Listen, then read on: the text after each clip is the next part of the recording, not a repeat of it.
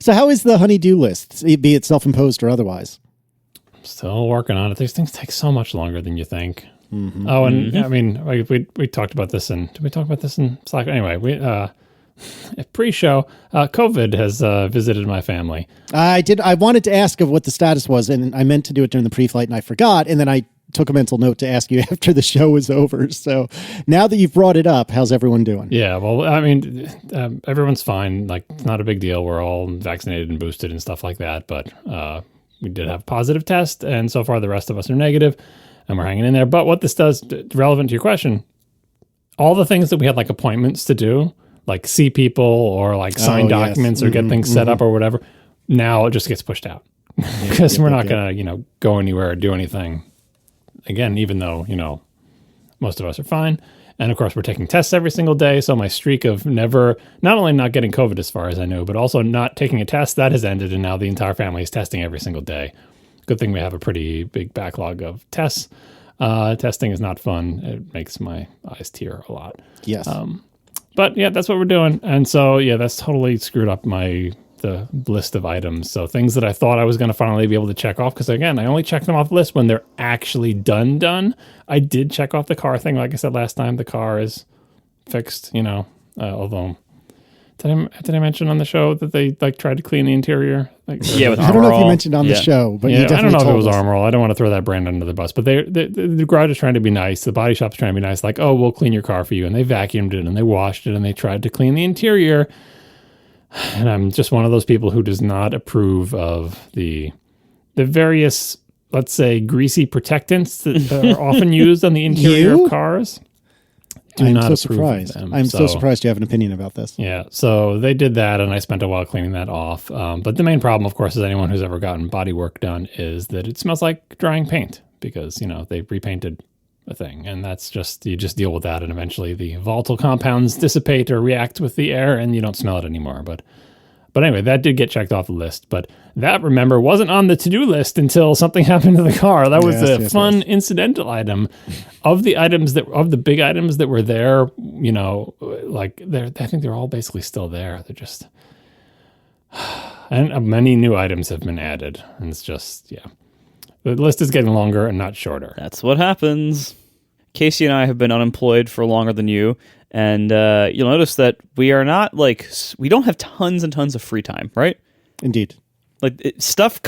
Your time gets filled. It's like hard drive space. Like, it gets filled. Like, you think you're going to have all this time, and then it gets filled up with stuff, and you're like, wait a minute. The whole rest of my life before this point, I was working all day at where did that 8-hour block go in my current schedule? And yeah, it gets consumed. Oh, I know where it goes. I mean, like, the problem, I really do think I will shrink this backlog, but the problem was before I would just neglect all these things. They were just all being neglected. So it's no question to me, like, where did the time go? I just didn't do any of these things. They weren't even on the to-do list anymore because it's like, well, I don't have time to deal with that right now. I'll deal with that some point in the future. Well, now is some point in the future. All right, so let's do some follow-up. And we had a person write in by the name of Kyle, and Kyle wrote, all right, I'm going to really try hard. I'm not trying to be sarcastic. I'm really going to try hard, and I'm probably going to screw this up, but I'm going to try. Okay, so Kyle wrote in about Bartosz Ciechanowski. Kyle wrote, I happen to work with Bartosz, and yes, the same Bartosz, who makes the delightful articles explaining how things work. His most recently mentioned article was the Mechanical Watch Explainer.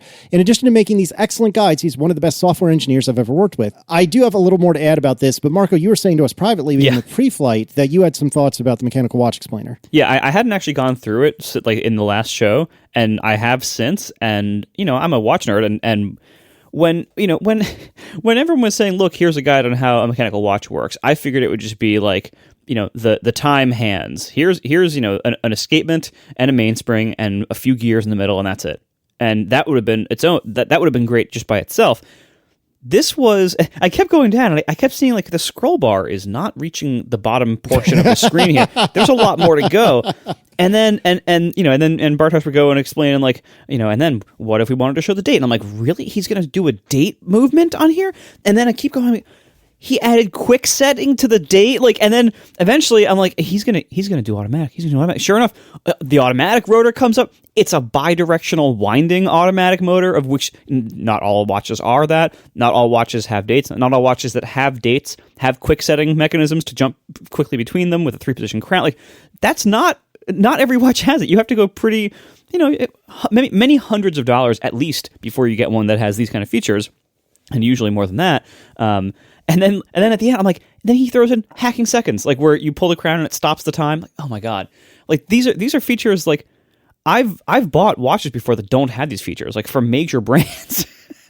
So this to have all of that in the basic explainer, to have an automatic hacking seconds quick set date movement, like that's what he's explaining. That was quite impressive on so many levels. So that was delightful, and I'm very, very glad. And there was a lot of stuff in there I didn't know. Like stuff that like I knew that watches did this, but I didn't know how they accomplished that exactly. And so it was really cool to go through all that. Yeah, and the entire internet is on my poo-poo list, on my naughty list, because unbeknownst to me, until I think when I was clicking around while we were recording or maybe after the show, there are a bunch of other articles that I'm deeply interested in. I haven't had a chance to read yet, but more importantly, nobody told me. Where were all of you? Nobody told me that Bartosz has GPS, has curves and surfaces, naval architecture. The one I did know about was the internal combustion engine, which I cannot say enough good things about. It's amazing. Cameras and lenses, lights and shadows, gears in general, and a bunch of other stuff. Like, this is a treasure. And I was happy to discover, and in the least slimy way possible, if you look at his website on the header at the top, you see, RSS, email, Instagram, Twitter, and then, oh, wait, that's the Patreon P, isn't it? So you bet your ass I decided to be a patron. And so you should do that too. There's 3 membership levels, and you get to see Bartosz will put up posts about how the posts that he made on his website were made. And I was saying to the guys before that we started recording, the post for the mechanical watch one is a screenshot of all the CAD drawings and CAD work that Bartosz had to do in order to make this article. And it is freaking nuts. So you should definitely be a patron. You should check this junk out because it is delightful. So we will put links in the show notes to all of these things. You should definitely give it a whirl. And in the unlikely event that Bartosz is listening, I am so sorry that I butchered your name 85 times, but hand to God, I've really been trying really, really hard. So my apologies. Yeah, this is the kind of stuff that the internet used to have a lot more stuff that was really good. Yes. And kind of just and good in an uncomplicated way. This is just really good, and there's no ulterior motives. There's no ads plastered all over the thing, unless my ad blocker blocked them. I don't know, but probably not. There's no actually this is on WikiHow, and we're gonna try to there's nothing like. It's just a person who is an expert in something making a really great thing and just putting it out there for the world for free. That's amazing. And that's there used to be so much more of that on the internet, and these days that stuff seems to be not only produced less, but harder to find. And so this is just a gem to find, and this just made me so happy. Yep. And I mean, like I said, the Patreon wasn't like, hey, smash that bell. I know this is a Patreon, not YouTube, but there was no equivalent of like smash that bell or anything like that. Yeah. Hey guys, there was nothing. The only reason I knew that there was a Patreon was because I happened to realize that little P up in the upper right-hand corner is the Patreon logo. That was the only mention I saw of Patreon, was the little logo. Like there was no like atp.fm/join or anything like that. It was just a little teeny tiny logo in the corner. So well done. Just 5 stars, 6 stars, if such a thing as possible. John, tell us about the Apple Developer Center, if you please. Yeah, to pronounce a new word. So Gruber had a post about some information about the Apple Developer Center, or some rumors about it. Is the Apple Developer Center Tantau 14? What's Tantau? Is that like Tan from the Flophouse? No, it's not. It's the road that goes along one side of Apple Park, apparently. And the rumor speculation is that Building 14 on that road, what is it, Tantau Avenue? Something like that, yeah. Is in fact the developer center. And as Gruber said, I'm sure we'll find out later what the deal is, but based on tips, he thinks it's Tantau 14 next to the visitor center, which makes a lot of sense. So there's Parker Ortolani had a post showing a map of where this stuff is and some more information about it. So if you look at the map, it's got the Steve Jobs Theater, which is this little circular thing that's on Apple Park. And if you basically go straight across the street, straight across Tantau Avenue from Steve Jobs Theater, there's a big, long, skinny building. That's Tantau 14. The theory is that is the building that is going to be the new developer center. And then next door to that is the existing Apple Park Visitor Center, which is a smaller rectangular building. And this makes some sense. If you look at it, this gets into the idea of like, Apple is inviting people to Apple Park. if you think Apple Park is just the ring, the big ring-shaped building, and the land that is around that, maybe that is too narrow of a definition, because by that definition, the Apple Park Visitor Center is not, in fact, in Apple Park. It is across the street from that. Same thing with this building 14 is also, quote unquote, not in Apple Park. But I think it's all kind of part of the same campus. And the theory for this building is that it will be, this is the developer center that is a fancy new building. It will be where the Apple developer, like evangelist people work, like their actual office building. And it will also be where they would bring developers in to do whatever it is that they do with them in the developer center. So we'll see if the speculation proves correct. Yeah. We didn't just get a birdie. We got like a flock of seagulls telling us this. So it seems like this is pretty well supported. It's before your time, right? The band, yes. You might have heard it in the play pop hits of the 80s, right? There you go. I tell you what, man. So we're in the we just crossed over 1970, and the rock hits go through of this. Mm-hmm. It's so much better. It's interesting. What are the rock, like, where does that pull from? I don't know. I mean, they're Apple Music playlists, so somebody curated these lists at some point. Okay. I don't know. But anyway, the rock version is really good. Significantly better for our tastes than the pop version, which, given that we've always liked rock music, that's not that big of a surprise. But. There's a question. In the run-throughs you've done, you did the pop hits, and now you're doing the rock hits. Mm-hmm. I'm assuming Fish does not appear anywhere on any of these lists? I don't know. I mean, I think the only place they would potentially appear is when Farmhouse was on the radio, I think in the late 90s for a brief time.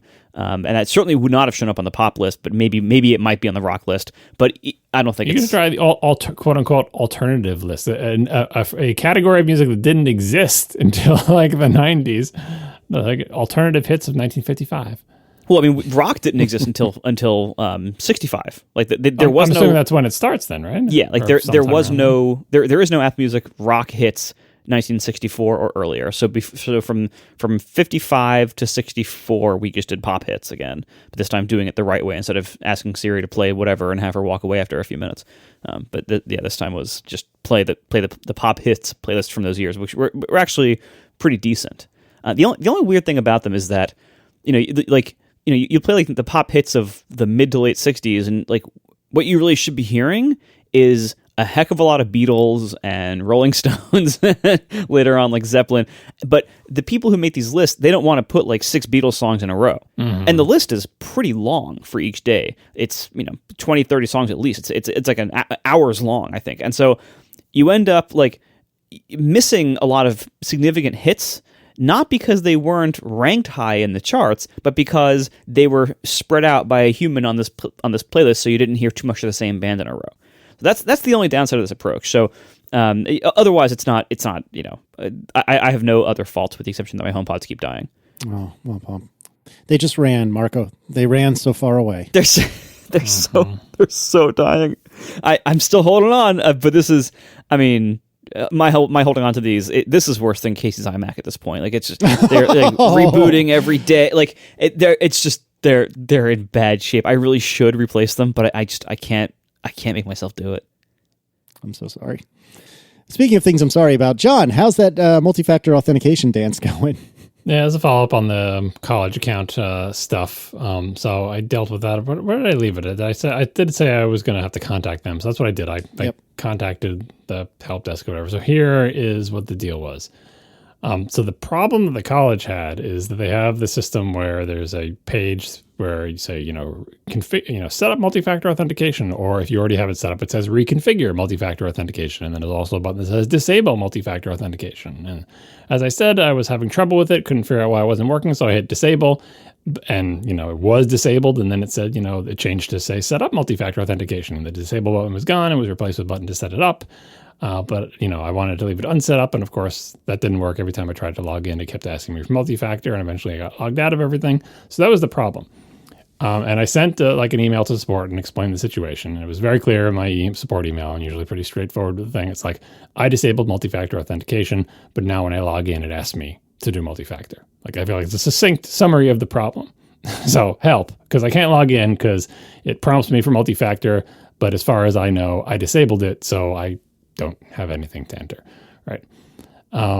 And the email reply from a human was, oh, if you're, having trouble setting up multi-factor, do this, that, it was telling me what I should do to set up multi-factor, or how different apps I can use for it or whatever. And I felt like the response didn't acknowledge my statement, which was, I've disabled multi-factor. That's what I opened with. My opening was, I have disabled multi-factor authentication.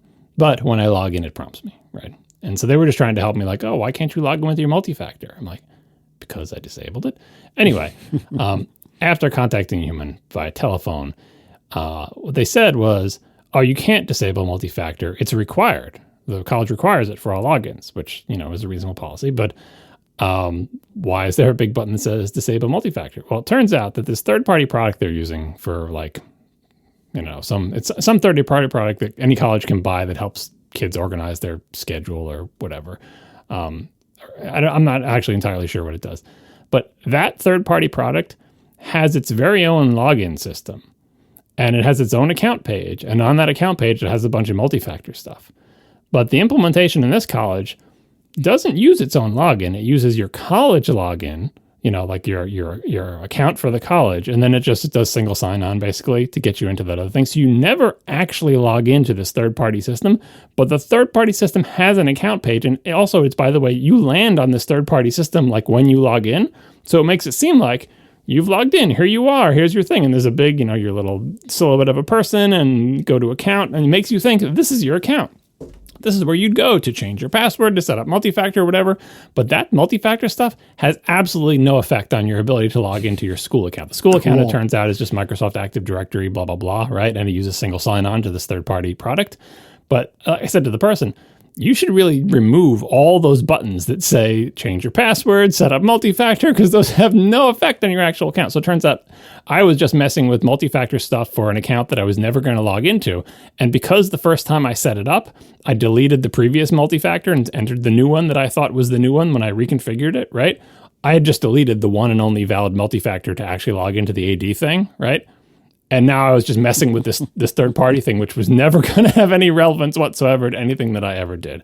So multi-factor was reset. Now with my newfound knowledge that I should just completely avoid that entire account page and don't touch any of that multi-factor stuff because it's totally irrelevant, I got multi-factor set up everywhere. And yes, I did use the thing on the phone. If you do it in iOS, you can just point the camera at the QR code and it reads it. I still have a to-do item to get some stuff together for Ricky, who works on this team at Apple. To figure out why Safari on the Mac wouldn't let me right-click after I replaced the URL. And I think my suggestion that the Mac be able to also accept QR code input, either through the camera or by dragging an image or something like that, I think that feedback was also heard. So fingers crossed for the future. But anyway, it is all sorted out. And it just goes to show the dangers of, I don't know, slightly too much knowledge, too little knowledge. I don't know. I still feel like that whole page is a trap because anybody who wanders over to that page and goes to their account and sees all this stuff about passwords and multi-factor, it's totally a trap. Almost anything you do there is, at best going to have no effect, and at worst going to confuse you into locking yourself out. I will say on this topic that this whole story kind of inspired me to try to put some of my most frequently used two-factor logins into Apple password system, whatever. What is it called? Keychain? I call it Keychain, yeah. Okay, so yeah, putting it into that because I still use 1Password, but 1Password is increasingly clunky in my experience. I haven't yet been updated to 1Password 8 yet. They just did a big new release, so maybe it's improved there. I don't know. But the interaction between 1Password and my browsers on both the Mac and on especially the iPhone it seems very fragile and seems to miss a lot. And so I'm interested now in moving some of the most common things to the Apple system, just so it fills faster and more reliably and stuff. So anyway, I learned that there's a really nice export process from 1Password. You can export any item or set of items into an iCloud Keychain CSV file. Now, this is comically insecure while it's on disk because this is literally a file with unencrypted password data sitting on in plain text on your disk. And what's nice is that if you go into the Apple password pref pane in one of those little drop-down boxes, there's an option to import this specially formatted CSV, And it of course yells at you, this is really insecure, by the way. But then once you do it, it actually gives you a little button that deletes the file immediately and bypasses the trash system on the Mac. So, that's nice in the sense that this is only on your disk for a short time and this little convenience thing is there. And anyway, the two-factor stuff that I transferred perfectly. Whatever the format is of this file, I looked at one of the files. It's just literally it's like website, username, password, and OTP basis or whatever. And it worked great. So now I have some of my most common, two-factor things in iCloud Keychain. And as far as I can tell, it just kind of works. So I might start moving more stuff into that, or at least copying it. And I've decided finally, literally yesterday. Remember when I mentioned months ago that I had the ridiculous setup where both 1Password and iCloud were prompting me to fill in every single password field in Safari? I maintained that until yesterday. Oh my word! It was a mess. I finally got fed up, and so I decided I finally turned off the auto prompting of in every input field for 1Password. So I'm going to leave Apple to auto prompt me and kind of leave 1Password as a lookup system and see how that goes. But anyway, I just wanted to bring up the migration thing because you can really easily export from 1Password into iCloud Keychain in a way that I didn't think would work at all, let alone that everyone would have made so easy. Two things on that. One, if you ever find yourself in a situation where you have a file that a file is going to be full of your passwords briefly or whatever, and if you're super paranoid about it, it's a good idea to have somewhere in your folder structure in your home directory, a dedicated directory. I just call mine Do Not Backup.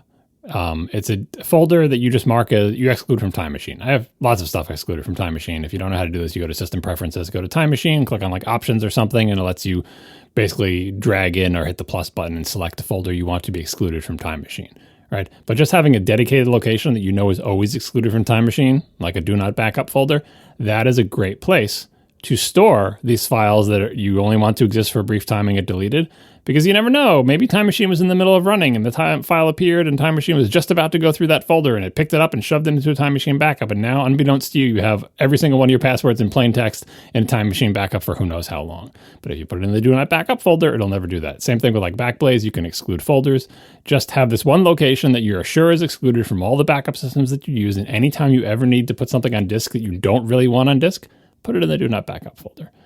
Second thing is related to exports and everything I talked about before, when we had the two-factor set up, I just wanted to get that information out, and it was set up in the Google Authenticator app, and I said I basically ran out of time when I was trying to reverse engineer the format, because if you do an export from Google Authenticator, it'll give you a QR code. And so I saved that QR code, and then I was decoded the QR code. And then within that decoding of the QR code, there was some more information to decode. And eventually it decodes into there's a big chunk of it that's like a protobuf, because Google loves its protobufs. And I was decoding that, and I got that decoded, but then there was more binary data in it. And I just ran out of time before I could get it all down. And other people were like, what are you talking about? If you just decode the QR code, it's a simple plain text thing. And the field called secret is just what you put into that sort of setup code in the Apple thing.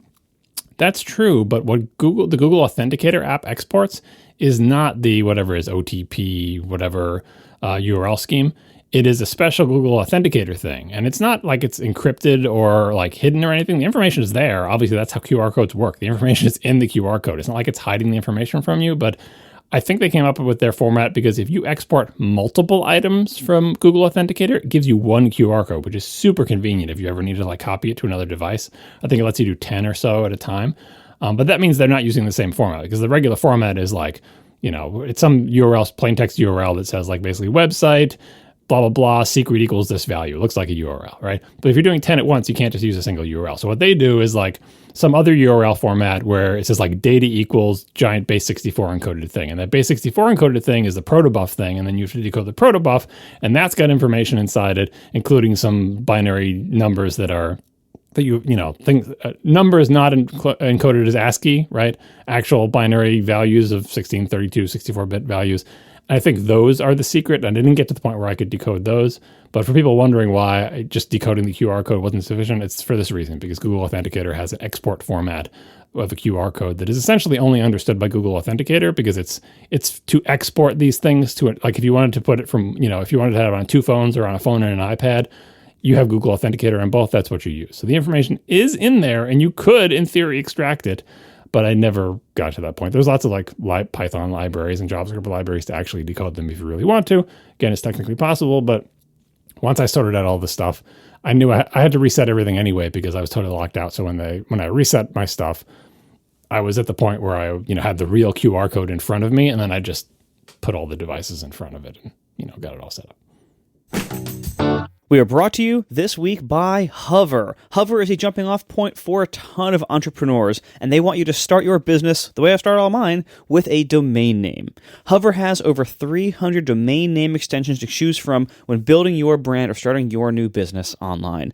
No matter what you want to build, there's a domain name waiting for it. You'll find excellent technical support available to answer any questions you may have, and their support team doesn't try to upsell you into different packages or whatever. They only work hard to help you get online. And they offer all sorts of stuff built in that you hope your registrar would offer. So things like free WHOIS privacy protection, a clean UI. They even have monthly sales on popular TLDs. So it's really easy to see why Hover is such a popular choice for people starting all kinds of sites or businesses. I personally use Hover because it's great. I mean, the very first thing, I need a name for something. And I can't start working on a project until I have a name. That's just how my brain works. And so I always start out with a domain. And one of the first things you got to do is figure out what domain is available. And Hover has a really nice search for this. The experience is really good. They have all the TLDs supported, so you can find anything that's out there. And if the exact thing that you want isn't available, they'll show you a whole bunch of alternatives that are available. And it's a really, really nice search. And they're just super easy as, the control panel after that and all the, DNS settings you got to do and everything. They make all that super easy and super nice. It's just very friendly to the user. They have just super good service, and if you ever need their support, that's also amazing at Hover. So get your newest domain name and many more at hover.com/ATP. You can get a 10% discount with that link on all new purchases. Once again, hover.com/ATP for 10% off all new purchases. Make a name for yourself with Hover. So Marco has a computer that cannot successfully record a podcast, and you are also having some amount of computer trouble, it sounds. So I can hardly wait to hear what I'm spilling on my laptop or what ailment is going to befall me soon, since everything happens in threes anyway. But tell me, John, what's going on with your computer? It's just a follow-up from a past thing. Remember I talked about I did this long audition of many different mice for my computer, and I ended up picking the one I wanted. There was this Microsoft mouse, and then I used it for a while, and then like the rubber on the side where my thumb touches it started to wear down. It would feel kind of gross. And I bought a backup one, and I went through that whole rigmarole where they had to like have me take a video of it. That was many episodes ago. I couldn't find the episode, but anyway, a while ago that happened. So I've been using the new, the backup mouse. I sent my mouse in because it was broken. They sent me a refurb one. I thought the refurb one looked kind of gross, but I had previously bought a backup mouse. So I was using the backup mouse. And now the backup mouse has worn in that same spot where my thumb goes. So I looked at the dates, and I ordered this mouse on April 2nd, 2021. And on May 8th, 2022, the little thing was worn. So that's 401 days, just slightly over a year. So the Microsoft Precision mouse, my favorite mouse, the mouse I really, really like, essentially lasts a year, and it costs $99. So I guess I'm going to pay $100 a year to keep using this mouse, or probably what will happen is I will tolerate the fact that there's a little thing that I can feel under my thumb by the side of the mouse. But I really wish they had just used, they should talk to Logitech. Whatever rubber Logitech uses on its mice, I think it is way sturdier. Maybe it's not as supple and soft and velvety as the rubber they use on the Microsoft mouse, but I think it's more durable. And I don't dislike the other mice that I bought. I have an MX Master 3. I have like a Logitech gaming mouse. I have a different some other mouse that my wife is using on her computer. I still like the Microsoft one the best. I just wish it was slightly more durable. We had some good feedback with regard to async await and combine, which was an askatp from last week. This feedback was from Patrick Niemeyer, and I thought I'd just quote it real quick. Async await is syntactic sugar for asynchronous callbacks, making code simpler and more readable by virtue of being more quote-unquote declarative. APIs like Combine and RX Swift generalize this further, letting you think of the callbacks as streams of events, which can be reasoned about over time, allowing them to be filtered and orchestrated across multiple sources, also in a declarative way. When possible, it is always better to tell code what you want to do rather than how you want to do it. This generally improves the readability and maintainability of the code, while simultaneously allowing it to benefit from improvements in the underlying APIs, compilers, and tools that they improve. I thought that was really well put. This is a lot of the same argument for Swift UI over UIKit. You're just saying, hey, I want a list here. I want within the list a text, a vertical stack, et cetera, et cetera, et cetera. So this is a lot of the same reasons why I've come to like Swift UI. Also, from me, it's worth noting, I don't think I belabored this point appropriately last week, but one of the things I really like about RX Swift and Combine is that in functional reactive programming is that if you're smart about it, it's very, very easy generally to write kind of state-free apps. And obviously every app has state, but when you're just processing an input and then potentially generating, kind of atomically generating a new state of the world, you don't have to really store the state. It's just you react to the next version of the state. This is hard to paint a word picture about, so I probably lost everyone and I'll just let it go. But suffice it to say, you can get rid of a lot of state in your app by not having to store things and simply reacting to events as they happen, which is exactly what Patrick was saying as well. So I thought that was pretty cool. All right, so this is In-Wall Ethernet Corner. I got a lot of feedback about this, which was good. I appreciated all of it. I tried to at least acknowledge most, if not all of it. If I didn't acknowledge your feedback, don't think that I didn't read it. I absolutely read everything. One of the things that I loved about this adventure so far is that I got these two pieces of feedback, I think the same day. First, from Daniel. Daniel says, absolutely do not bother with Cat 6a. And Daniel writes, I am not sure what the price difference between Cat 6 and Cat 6a in the US is, but for me in Australia, the only thing for me that would warrant the extra expense of Cat 6a would be if the run was long or extremely hard to repeat in the future. Cat 6 achieves 10 gig at distances shorter than 55 meters, so that would be fine in a home network. The same day, I received the following from Josh Hattersley. Absolutely use Cat 6a cable for your interior wall/attic/subfloor runs. It's a nice bit of future-proofing, and given that you should never have to touch those wires again, worth the extra time and pain in the tuchus of working with stiffer cable. Josh also pointed out, I think it was Josh that pointed out a few other things, including, Josh wrote, note that they're both unshielded 6AU or UTP and shielded 6AF UTP. Doesn't FUTP sound like a show that our haters would make? Probably, yes. Actually, very well done. Indeed. Don't give them ideas, please. So anyway, additional level of shielded cable available. 6. I like the butterfly keyboard. FUATP. What if it would be all about like Elon Musk, NFTs, and the butterfly keyboard? Maybe Android? I don't know. There's an additional level of shielded cable available, 6A SFTP. That's S/FTP, not SFTP. That is not only an outer screen braid, but also individually foil wrapped twisted pairs. Unshielded 6A will likely be fine, or go for FUTP at the most. And we'll put a link in the show notes. I know. We'll put a link in the show notes to pictures of all these things. Follow up, you suck. Here we are again on the FUTP podcast, and we still suck. Why don't they just switch to Windows? Right. If they hate the Mac so much, yeah, right. If they're so critical, if they're so hypercritical. Anyway, all right. So a lot of people said to use Cat 6 or even 5E cables to get from the jacks to your equipment. Cat 6A is not at all flexible compared to other Ethernet cables and a pain to use in patch length scenarios. If you actually need higher rated patch cables down the road for 10 gig E, you'll be opening up a whole new can of worms anyway, and you'll need to replace those cables regardless. So that was mostly, if not entirely, from Josh. I really appreciate that. Some more general observations, other than everyone disagreeing over what kind of cable to run.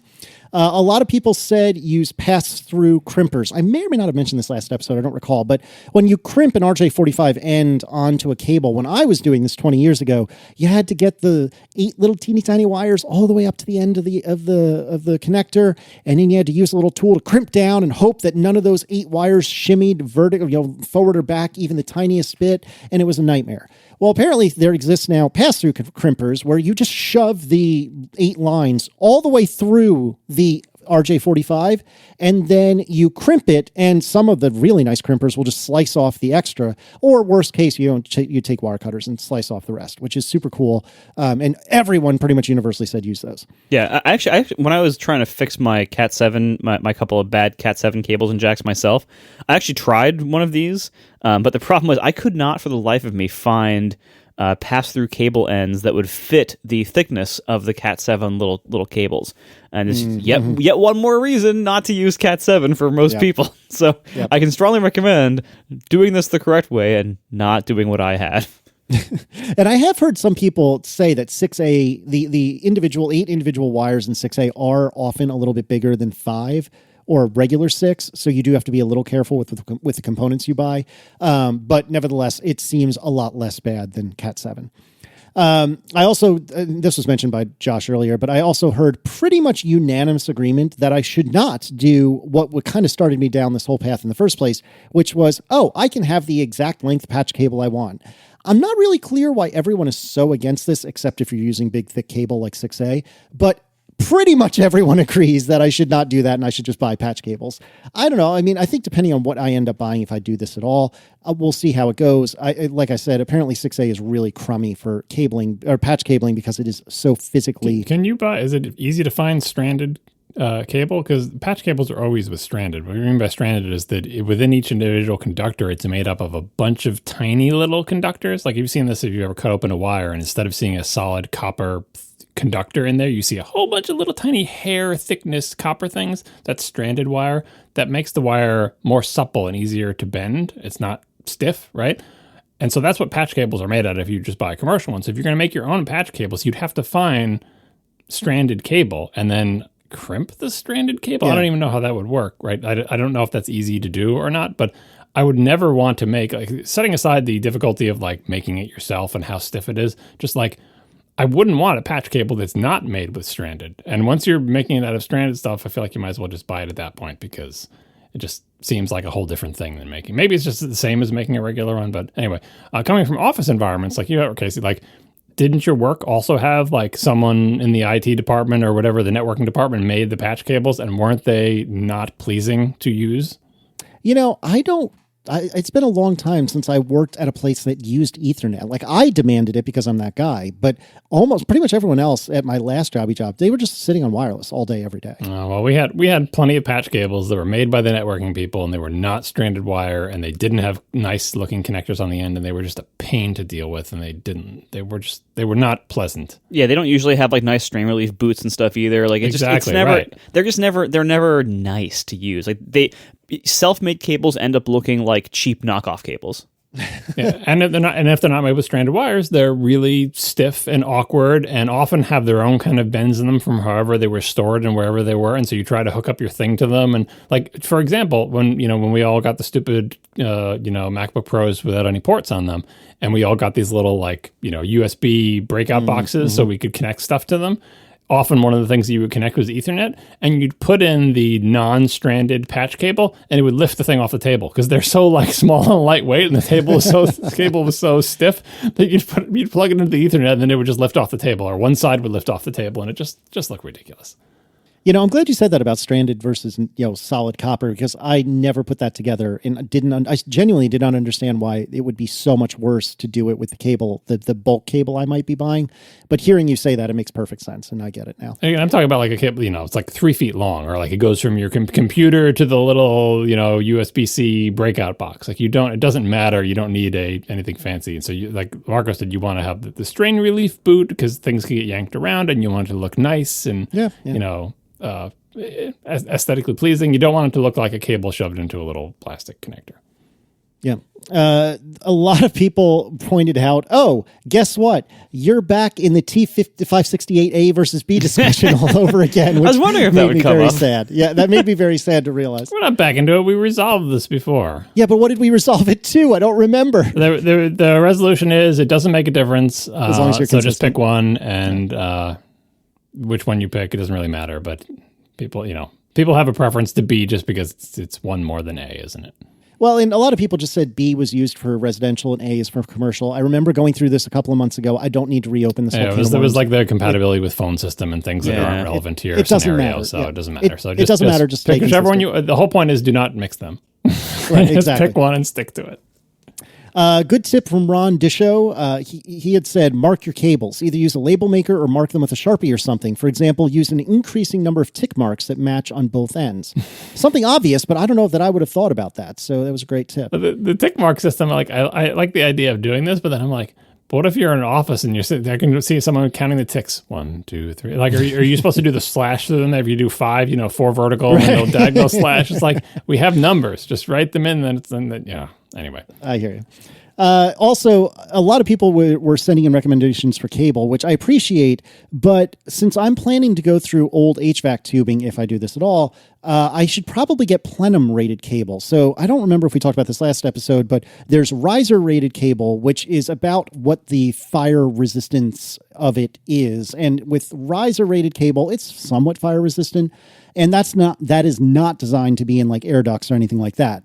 If you're in an air duct, certainly an active air duct, I think it's a little, kind of dealer's choice if you're in an inactive air duct like I would be. But if you're in an air duct, you're supposed to get what's called plenum rated cable, and that is extremely fire resistant as compared to the riser stuff. And it's made of materials that when they burn off, they're not releasing like toxic fumes into the air. Because if you were in, if it's in an active HVAC system, then you're pumping these toxic fumes all over the building or whatever the case may be.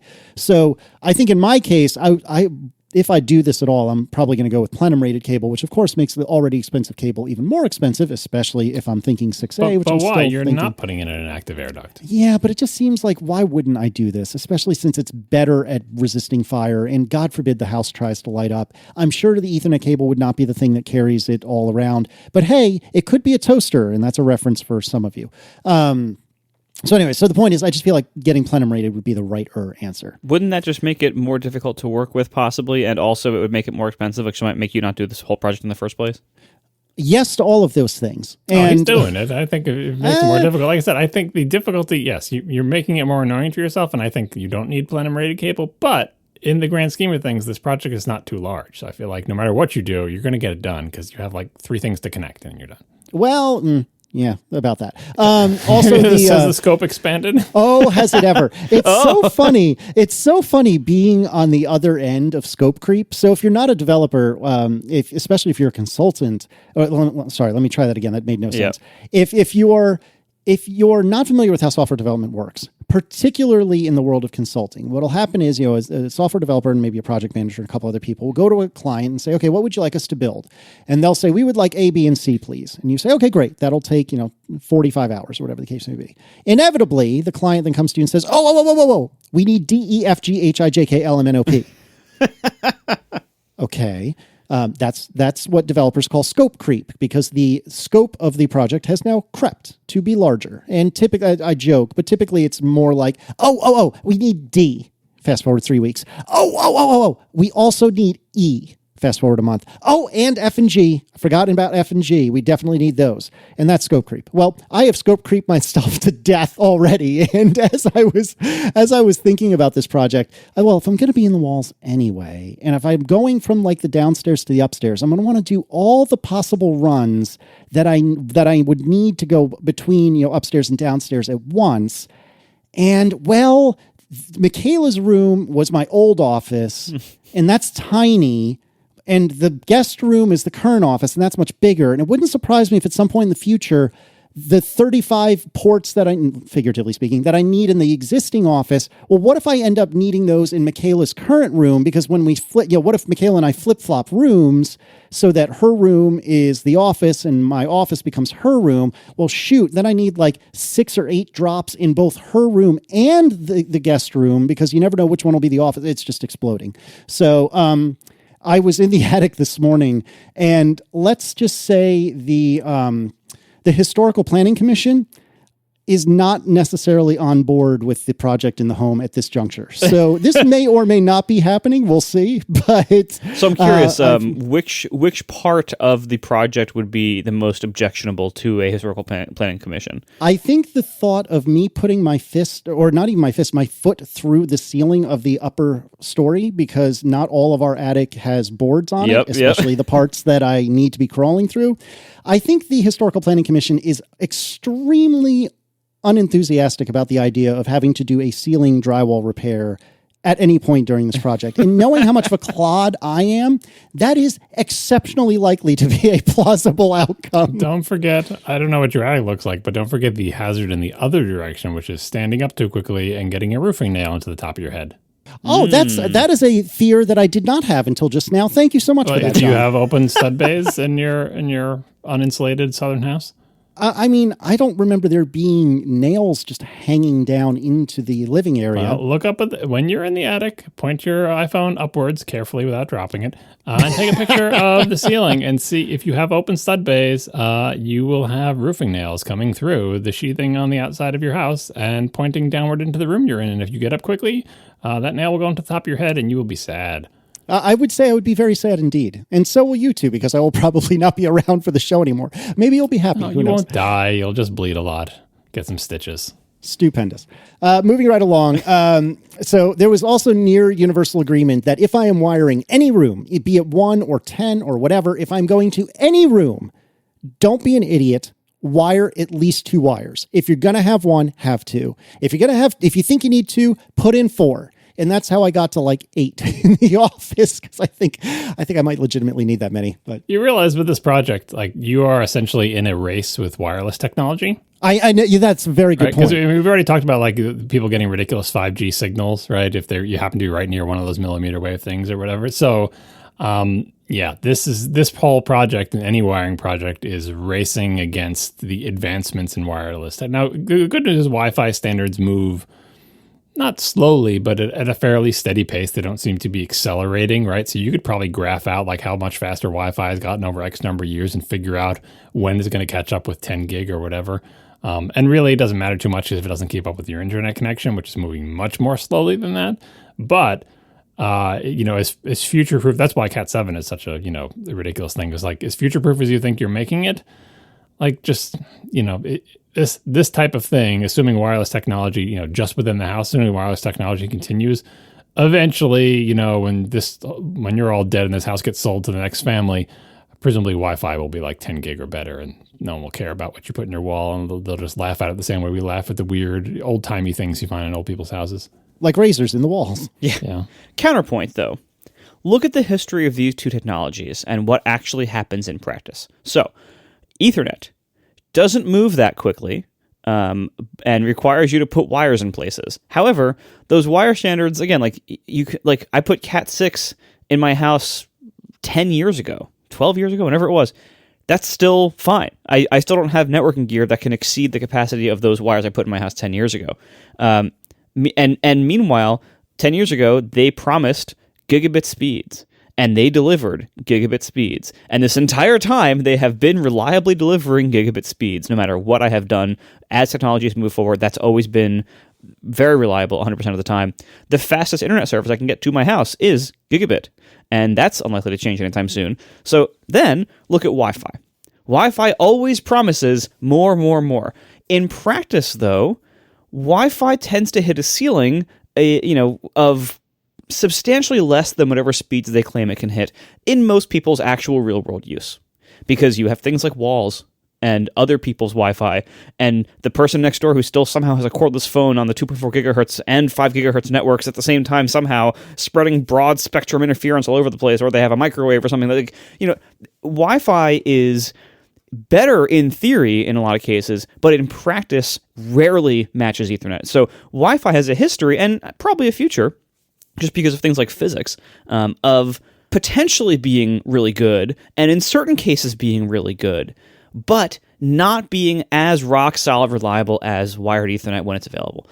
And so for a situation in your own house where if you have an opportunity to wire things that are generally not moved, things like your TV setup, your office desk, if you can wire those things, wire them. Because not only will they be more reliable and faster, but then they will free up wireless spectrum and bandwidth for your Wi-Fi only devices like your phones and laptops and stuff to have more speed for what they are doing. So I think there not only is still a role for Ethernet today, but I think that role will kind of continue indefinitely. Again, I'm not making an infinite timescale argument here, but I think Ethernet has still quite a lot of years that we will still want to use it when we reasonably can.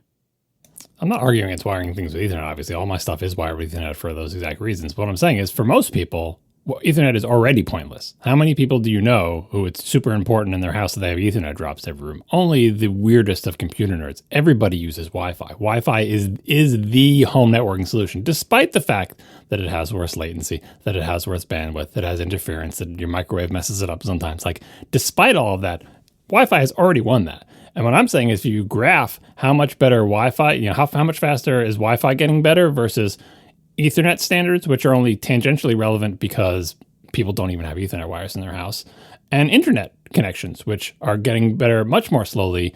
And especially if you throw 5G in there and the possibility of 5G penetration, especially people who live in urban areas, 5G is already faster than gigabit Ethernet if you are lucky enough to look out your window and see a millimeter wave thing or whatever. And obviously it's not as wall penetrating and so on and so forth, but like wireless has already won that battle. And so that's what I'm saying. Like, what you're racing against is, even for the tech nerd, it's possible, depending on where you live, that either advancements in Wi-Fi or advancements in 5G penetration could give you more bandwidth than wired gigabit. Still, wired is better for reliability, for latency, which is why I recommend that if you're playing any kind of games, connect your consoles to the Ethernet. Do not connect your consoles to Wi-Fi, no matter how good your signal is. Get that a little extra edge. It's good.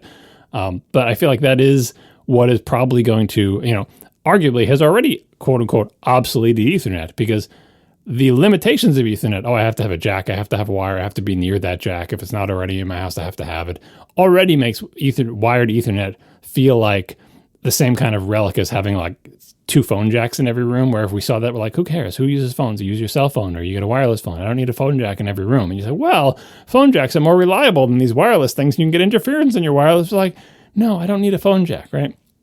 Never mind that the phone system is ancient and gross or whatever, but I feel like we're already there with wired Ethernet that already looks weird. And for Casey's particular scenario, if, for example, he had chosen a wiring standard that maxed out at 1 gig, I feel like within his lifetime of owning this home, it's possible that wireless would be defeating that. 10 gig, he's probably got plenty of headroom, but certainly you don't need more than that. And I still think if he does, go whole hog and put 8 wires into every single room, the next person to buy this house to be like, what kind of person owned this? What are these holes in the wall? What is this? Like, they won't even know what it is. Like, because Wi-Fi is just so ubiquitous. And, there's like, was it an office telephone system? I don't even know if they'll be able to identify it because, to Casey's point, like, even in many workplaces, people don't have Ethernet to their desks. It's all just Wi-Fi. Yeah. No, I agree with both of you. And as a kind of anecdote that puts the period on the sentence, if you will, when we were doing the screened-in porch, I think I mentioned several times that one of the things I demanded from the electricians and paid them to do was to put an Ethernet drop in the screened-in porch. So it's on what was once the exterior wall I guess it's still, strictly speaking, the exterior wall of the house. It's just, under cover now. And I will, if I'm sitting down on the screened-in porch working which I do often, and if I'm doing that for more than like half an hour, I will grab an Ethernet cable and I will plug it into that port, because even though the Wi-Fi is just fine in the screened-in porch, it's still so much faster and so much better, even considering the fact that this particular Ethernet port has to go through coax, through 2 Mocha bridges and coax in between them to get to anything. It's still so much better and more reliable than Wi-Fi. And I have the most modern Eero hardware one can get. And this is not an indictment of Eero. It's just that Wi-Fi is a miracle that it works at all. And so I agree with what you guys are saying, that, when you have something that is a direct cable to the other things you're trying to reach, it's just so much faster and so much more reliable. And so, speaking of future-proofing, Matt Van Ormer writes, forget future-proofing for bandwidth. The hardest part of running Ethernet is running the Ethernet. So if you're fishing a wire through the wall, fish at least 2. Then worst case, if you want to plug in another device in the room, you don't need to dangle a switch off the back of your studio display. Which here again is just, if you're going to run 1, run 2. If you're going to run 2, run 4, etc.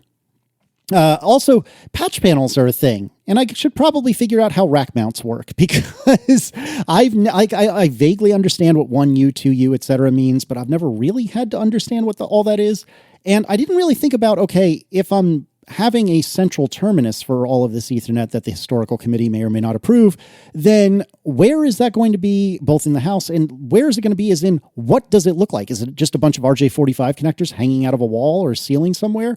And so, yeah, I guess getting a patch panel is a thing, and it makes sense. I just didn't even think about it. And then I had a bunch of suggestions for specifically keystone patch panels. So a lot of patch panels apparently have just a gazillion connectors on the back, each individual Ethernet connection has 8 strands on the back, and you're tapping all of these yourself. And apparently that's a real pain in the butt. So what you can do is you can get keystone patch panels where basically, it may not literally be a square, but basically there's an empty square at each spot, and then you slide in the particular connector you want there. Now, obviously, in most cases, that would be an Ethernet terminus, but you could put like HDMI there if you so desired. So Ron Disho again, if I have 10 drops, this is with regard to why it's better to do keystone over the other kind of patch panels. If I have 10 drops and want to add another, I have to pull the entire panel off. I have those mini wall jacks like Marco, says Ron. And along with dealing with the existing 10 cables, to get the 11th into place and terminate all of them while hoping none of my existing connections loosen, etc. With the keystone ones, you can just deal with them individually. Terminate the keystone and pop it in the hole through the back. Not to mention, if for some reason you have a need for it, they make keystones for all sorts of connectors, HDMI, RCA, USB, etc. I'm almost done, I promise. Cameron McKay also had a great tip. Cameron says, I'm glad I had our kids, age 6 and 8 years old, help out with testing the runs. They plug the laptop into each port, run ifconfig to check for a gigabit duplex link, and then run the Ookla speed test app to check for expected performance. They loved doing this and felt proud to be trusted with an important job, which is another great tip. And then finally, something I was messing about in the garage, just trying to get an eyeball and a rough guesstimate of, okay, how much cable am I really going to need if I do this? Because I think I want to terminate everything into the garage. I don't really have a good closet for it. I don't have a basement. I have I think I said last week, I have a kneel space rather than a crawl space. And the attic gets really, really hot in the summer. So the garage seems like the best place to be the central hub. And I was looking at it, and just because of the way things are laid out in my garage, I think I would need roughly 25 feet or about 8 meters of cable for each and every drop just to get from the garage either to the crawl space or to the ductwork that takes me up into the attic. So each and every single one of my runs, I think, is 25 feet at a minimum.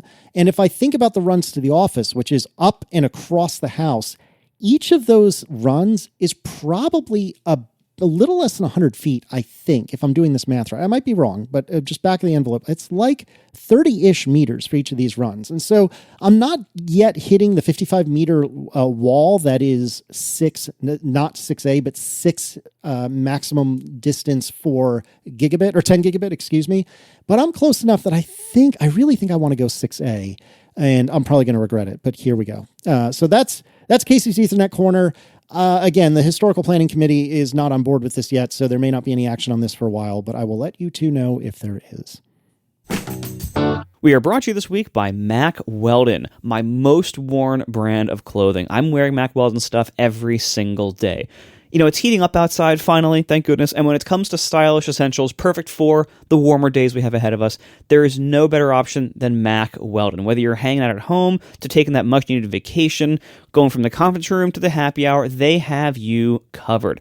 I love Mack Weldon's clothing.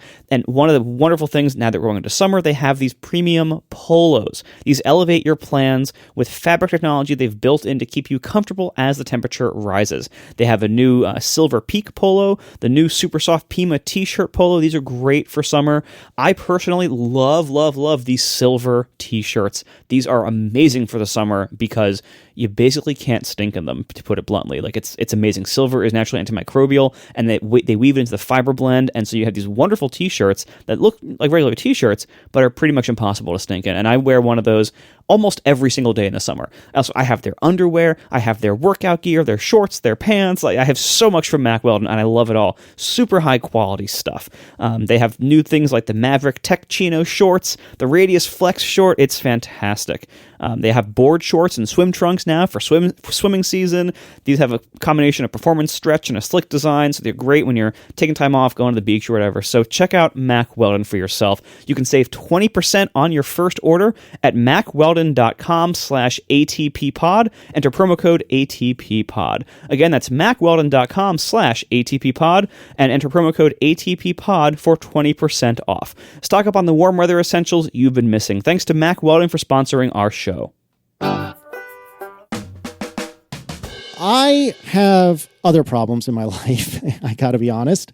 A lot of people are getting these delightful looking yellow objects, and although I do have one on order, I am not in the first batch. I am in the second batch at somewhere, don't really know where. I have no idea when my delightful little yellow object is arriving, and I'm really jealous. John, do you have a delightful little yellow object? I don't really play handheld systems just because the RSI issues make it difficult for me to like hold a small thing. You know, like typical handhelds are very small and not particularly ergonomically friendly to use, so I don't really use handheld stuff, but the Playdate is just so adorable. I just feel like even if I never play the thing, I just wanted to have one just because it's kind of amazing that it exists at all. And I know the people at Panic, and I think it's just wonderful that a thing they made, so I'm like, look, I'm going to get this. Like the same reason I got the, a paper copy of Next Generation, it was not Next Generation, sorry, Edge magazine.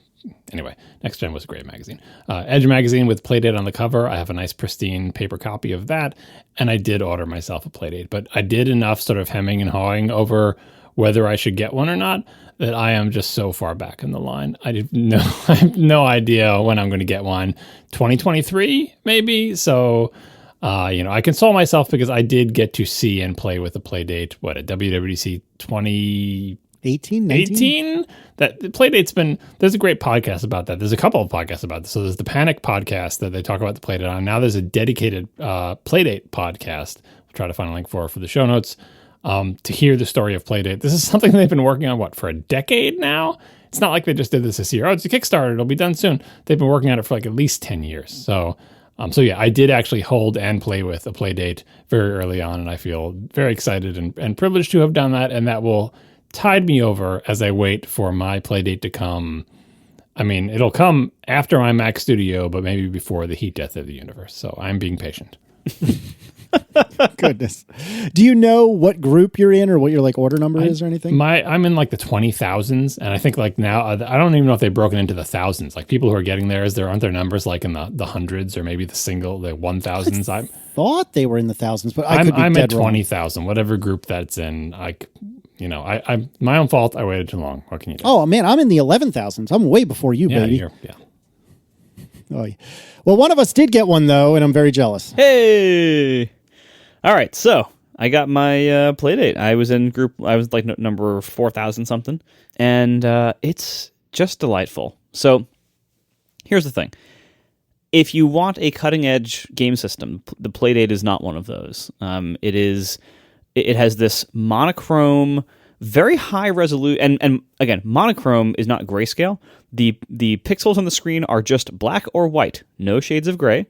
It's very dense, it's a very high resolution screen for its size, and it is not backlit, which means you are relying on the light of the room around you, and certain angles that you hold it against the light are much more visible than others, and so it does feel a little bit primitive in the screen in the sense that I think that the lack of a backlight is what really makes it feel different and weirdly old, but yet the extremely high resolution of the screen makes it feel newer than that. So I don't know. It's a fun combo.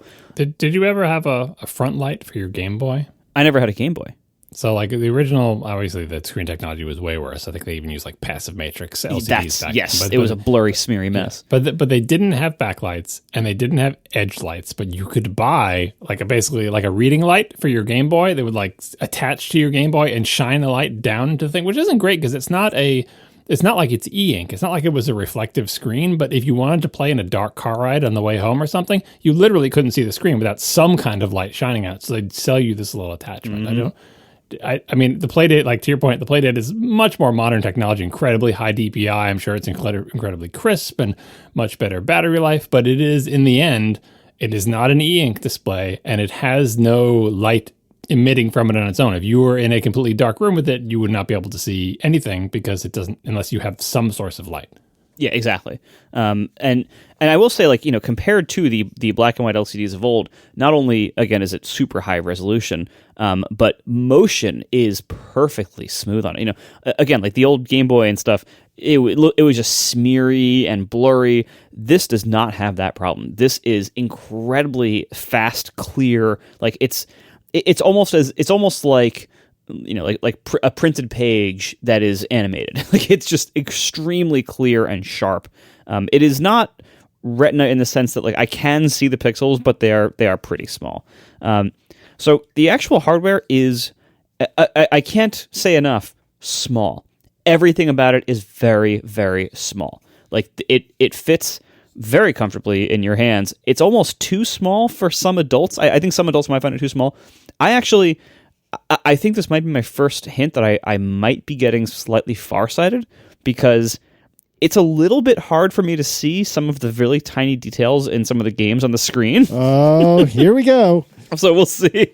I mean, I've never had corrective eye anything before, and I'm about to turn 40, so that wouldn't be unheard of. So do you need to I'm assuming you don't need to extend your arms at full extension to see the details, but you can't hold it like touching your nose like you used to be able to. No, yeah, exactly. Like I have to hold it like the distance that I'm like looking down at the keyboard on my desk. Like that's about the distance that I have to hold it to see everything totally sharp. That's pretty far. So that's probably that's one advantage to having to being incredibly nearsighted, is that in my old age, my distance vision has gotten slightly better, and although my close-up vision has gotten worse, I can still hold things way closer than Marco. Yeah. So anyway, the entire system so far, like the first run experience, of course, it's what you'd expect from Panic. Very well done, very pleasant experience. I did a software update earlier today on them, and it like shows little fireworks when it's installing the software update. Like it's just so cute. Everything is like so nicely done. It's the hardware feels great. It's USB-C, this yellow plastic, like the matte finish. It just feels good in the hand. Buttons are nice and clicky. The D-pad's like clicky and nice. It just everything feels solid and intuitive. Right now, there's only 2 games for it, because the way they stage out the games, so that I think it's going to be 2 games every week or 2 that come out for the first 24 weeks. It's like they're calling it a season of games. Hence the name Playdate. It's like kind of like scheduled releases automatically, and all these games are included with every purchase, so you don't have to buy them separately. So that's a cool idea. And what this does, we are in a time now where we live in a world of incredible abundance, especially in the area of games. We have millions and millions of games we could play. Now, when it comes to handheld games, and especially this has kind of like I wouldn't call it an 8-bit vibe necessarily, because the graphics are significantly more advanced than you'd ever see on an 8-bit system. The sound is 8-bit inspired, and the gameplay I think is kind of a combination like 8 and 16-bit, but monochrome. But anyway, I also have upstairs an NES and a Genesis and a Super Nintendo that have game cartridges on that have hundreds or thousands of games on each cartridge on these ROM carts, and I can pick any game I want from thousands of choices. And most of the time that means I pick nothing, because it's overwhelming. And so what's interesting about the Playdate is that here's this device that right now I only have 2 games for. Only 2 games are available right now for it. And next week, or whenever they do the next drop, there will be a couple more.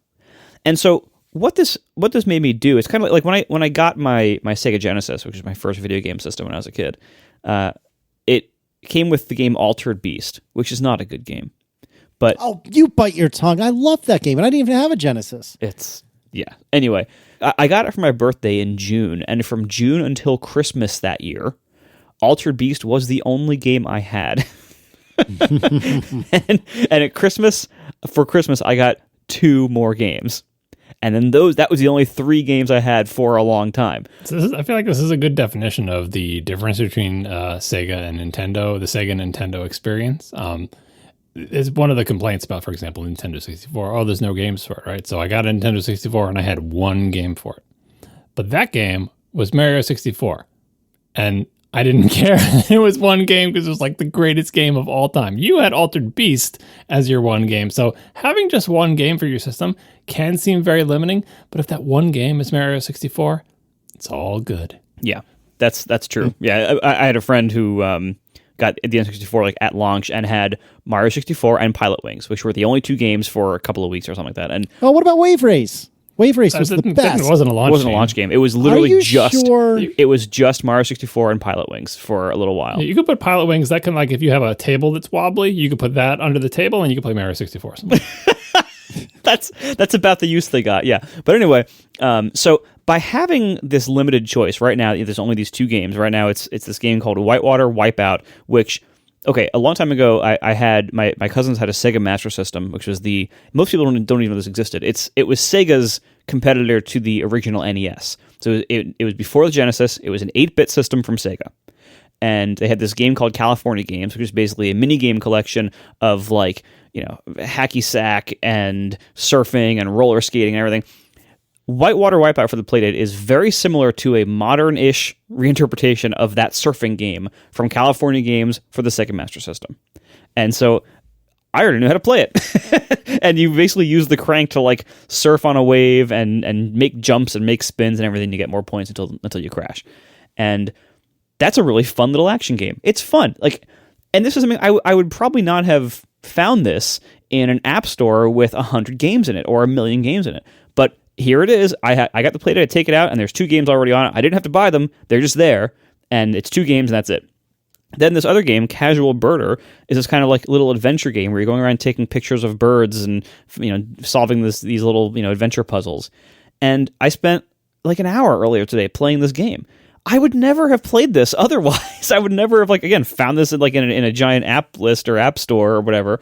I would never have gone through that. But here I found it, and because it's here and it's my only 2 games, so I was forced to play it, and I really enjoy it actually, and I'm glad I was forced to play it. And what's nice about this system is that modern gaming, I think, has a severe lack of fun.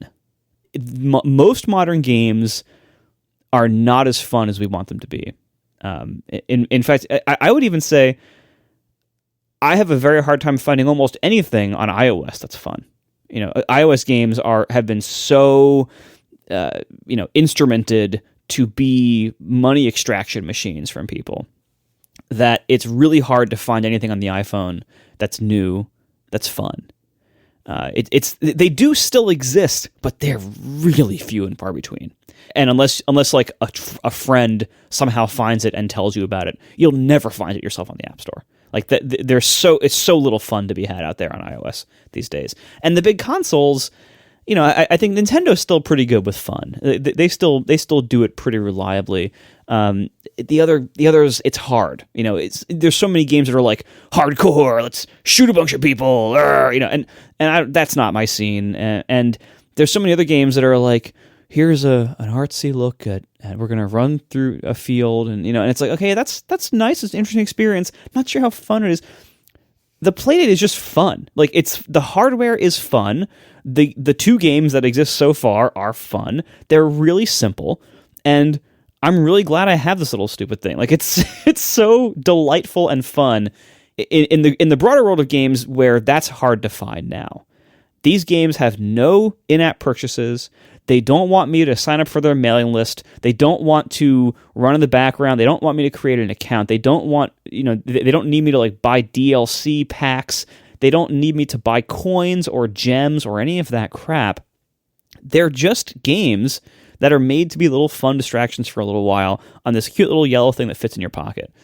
And that's fantastic. And even though it's not going to take over the world, and I probably should get reading glasses to play it, I'm still really happy that this thing exists. And there's a whole other world of it that I haven't explored yet, which is they've made some pretty incredible looking developer tools for it, and at very different skill levels. They have like a web-based thing where you can literally make games with a web app that seem like it might be a pretty approachable thing, possibly for my son to start doing, which I want to start exploring soon.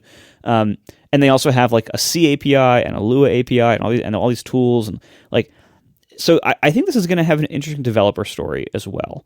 I don't think, like, people keep asking me like, hey, you should port Overcast to it. I don't think that would be a good idea for a number of reasons. I don't think this is going to be a device that people ever carry around when they don't have a phone on them. And a phone is a much better device to be a podcast player for so many reasons. So I don't think that's what this is going to be. This is not going to become like, this is not going to have a bunch of different types of apps on it for most people to actually want to use. It's going to have games on it. It's going to have fun little games on it. For that, I think it's going to be a really neat thing, and I really hope it takes off. I hope people make stuff for it. I hope the games take off. I hope that maybe my son gets into making, playing with the, experimenting with the game maker things. Or maybe I will. Maybe Casey should. I don't know. Like, you're gonna make your Total Annihilation clone for it. Yeah, that'll be good. That's a solid call. And you could use the crank to like aim and stuff. No, that's not how TA works. Anyway, so oh no, what am I thinking of then? You're thinking of Scorched Earth. That's what I'm thinking of. Sorry. Yep. Yeah, Scorched actually because like TA requires a mouse, but so and what's nice about this too, it has a D-pad and an A and a B button, and so again, it's simple, which keeps and a crank. So it's simple and it keeps it fun. But it also allows it to do things like any kind of game that works really well with a D-pad generally sucks on a phone. Like this would be a great thing for like, Tetris style games, stuff that you just can't really play very well on a phone because you need a D-pad to really do it well. So I'm very much looking forward to what this becomes. I'm delighted with what it is already, even with just 2 games on it. And I'm so happy this exists. It really is, it's like Cables has this personality, like in a product. It's like this force of positive energy, shamelessly positive and delightful in a category where we really haven't seen a lot of that recently. So I'm very happy to see this. It is refreshing and promising and just fun and delightful. And so I strongly suggest, if you really want one, you can buy one on eBay right now for about $450. I wouldn't necessarily think it's worth that much, but I strongly suggest if you are on the fence about this, put in a pre-order, get on the wait list. You can always cancel if you want to. Get on the wait list for it because this thing I think is going to be a lot of fun for a while. What is the actual price? Is it $200? $200 early. It's like $180 or $200 with a little flip case. And I did buy the flip cases, little purple things, and they're nice too. I don't have much to say about them yet. They're fine. But I'm mostly holding it without the case because it's just this cool little yellow thing. It's more delightful without it, I think. And you keep saying there's only 2 games, but it's like, just to be clear, it's timed release. Like it's instead of like Netflix dropping the whole season at once, they're doling out the game slowly. So that's supposed to be part of the fun. And your doling out of games begins when you buy your device, right? So it's not like everyone is in sync with each other. I didn't realize that. That's a really good, smart way to do it. Well, if you listen to the podcast, they talk about the debates they had. Like, should they try to make it so there's like, everyone's on the same schedule, or should they try to do it timed? And there's plus and minuses of each one's. Again, lots of discussion on this in the podcast. But yeah, the whole first season of games, as far as I know, is done, right? They're just doling them out to you a little bit. So it's supposed to be like, not only are the individual games fun, but it's like on a regular schedule, you pick up your thing and, here's a new game that wasn't there before.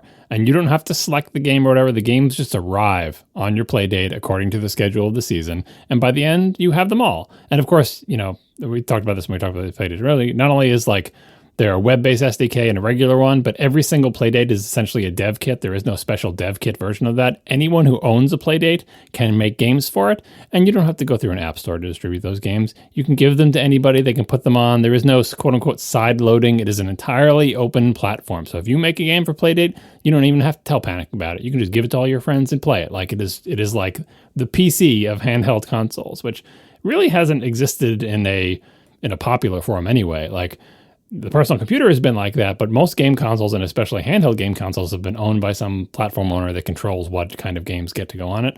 Not true of Playdate. So if you get a Playdate, you can make a game for it. You can get a game from anyone else. You can put the game on there. And by the way, also, you can buy future seasons of these Playdate games from Panic. One season comes with the thing, and then after that, I think you'll have to buy the seasons if you want to.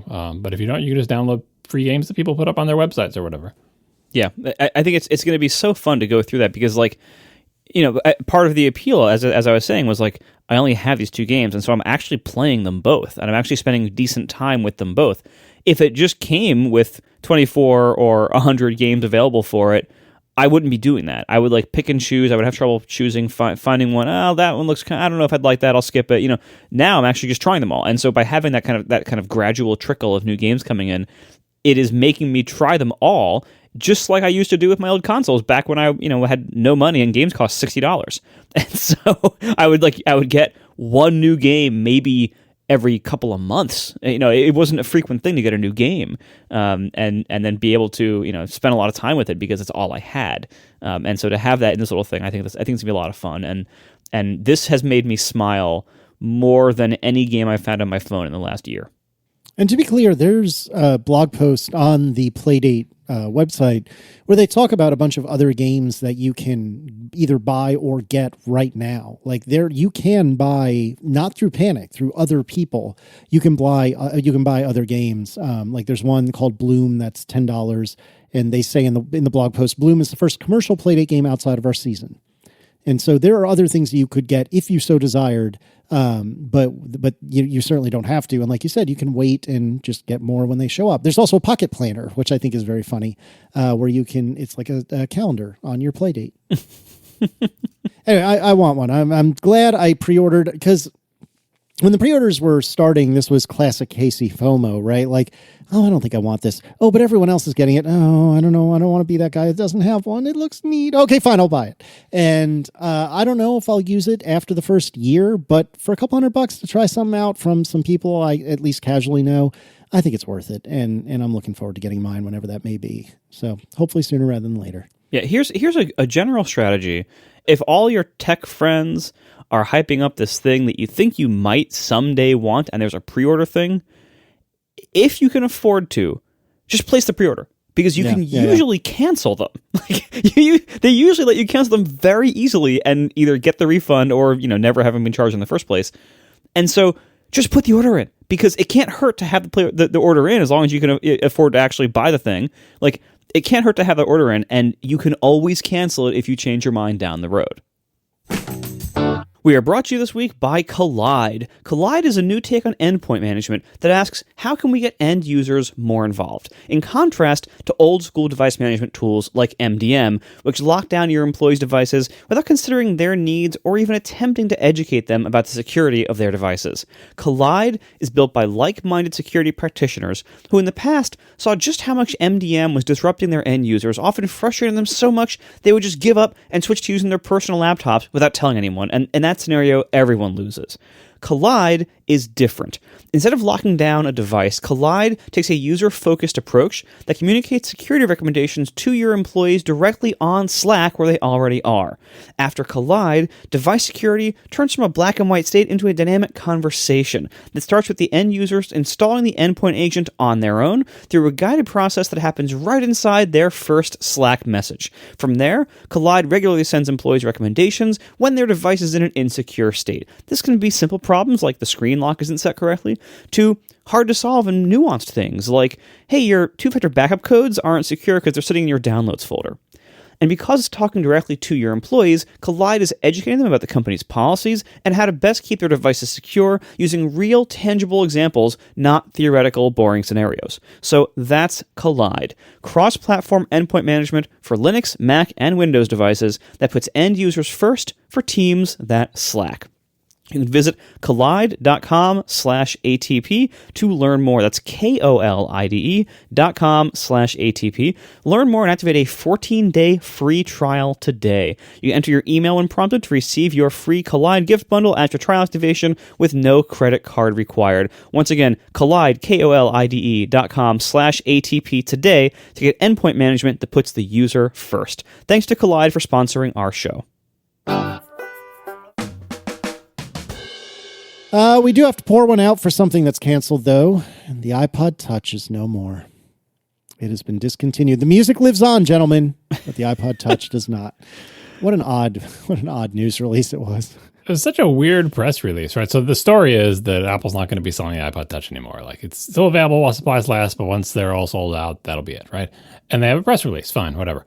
The press release spends a long time talking about all the different ways that Apple has available to you to listen to music. The music lives on as the title, and it says the iPod Touch, subtitle, iPod Touch will be, not the iPod Touch, because Apple would never say that. iPod Touch, no article, will be available while supplies last. And then it just goes on talking about the iPod from 20 years ago, and it talks all about the different kinds of iPods, and has a little slideshow showing them, and then saying all the different ways you can listen to music today, and just like a couple paragraphs of that.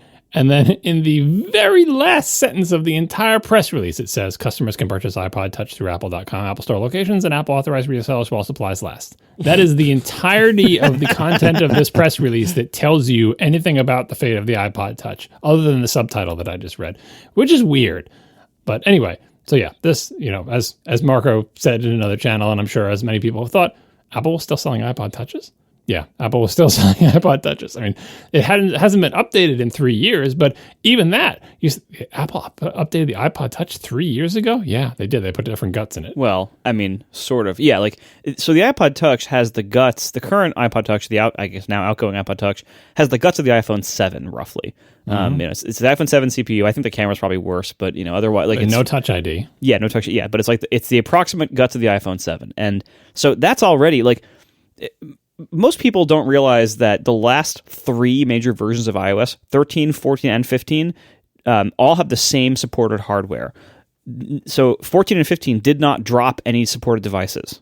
When iOS 16 comes out, presumably, being in beta in about a month and then, coming out this fall, it would not be unreasonable for them to drop multiple old hardware generations. Right now, the 6S is the minimum supported CPU.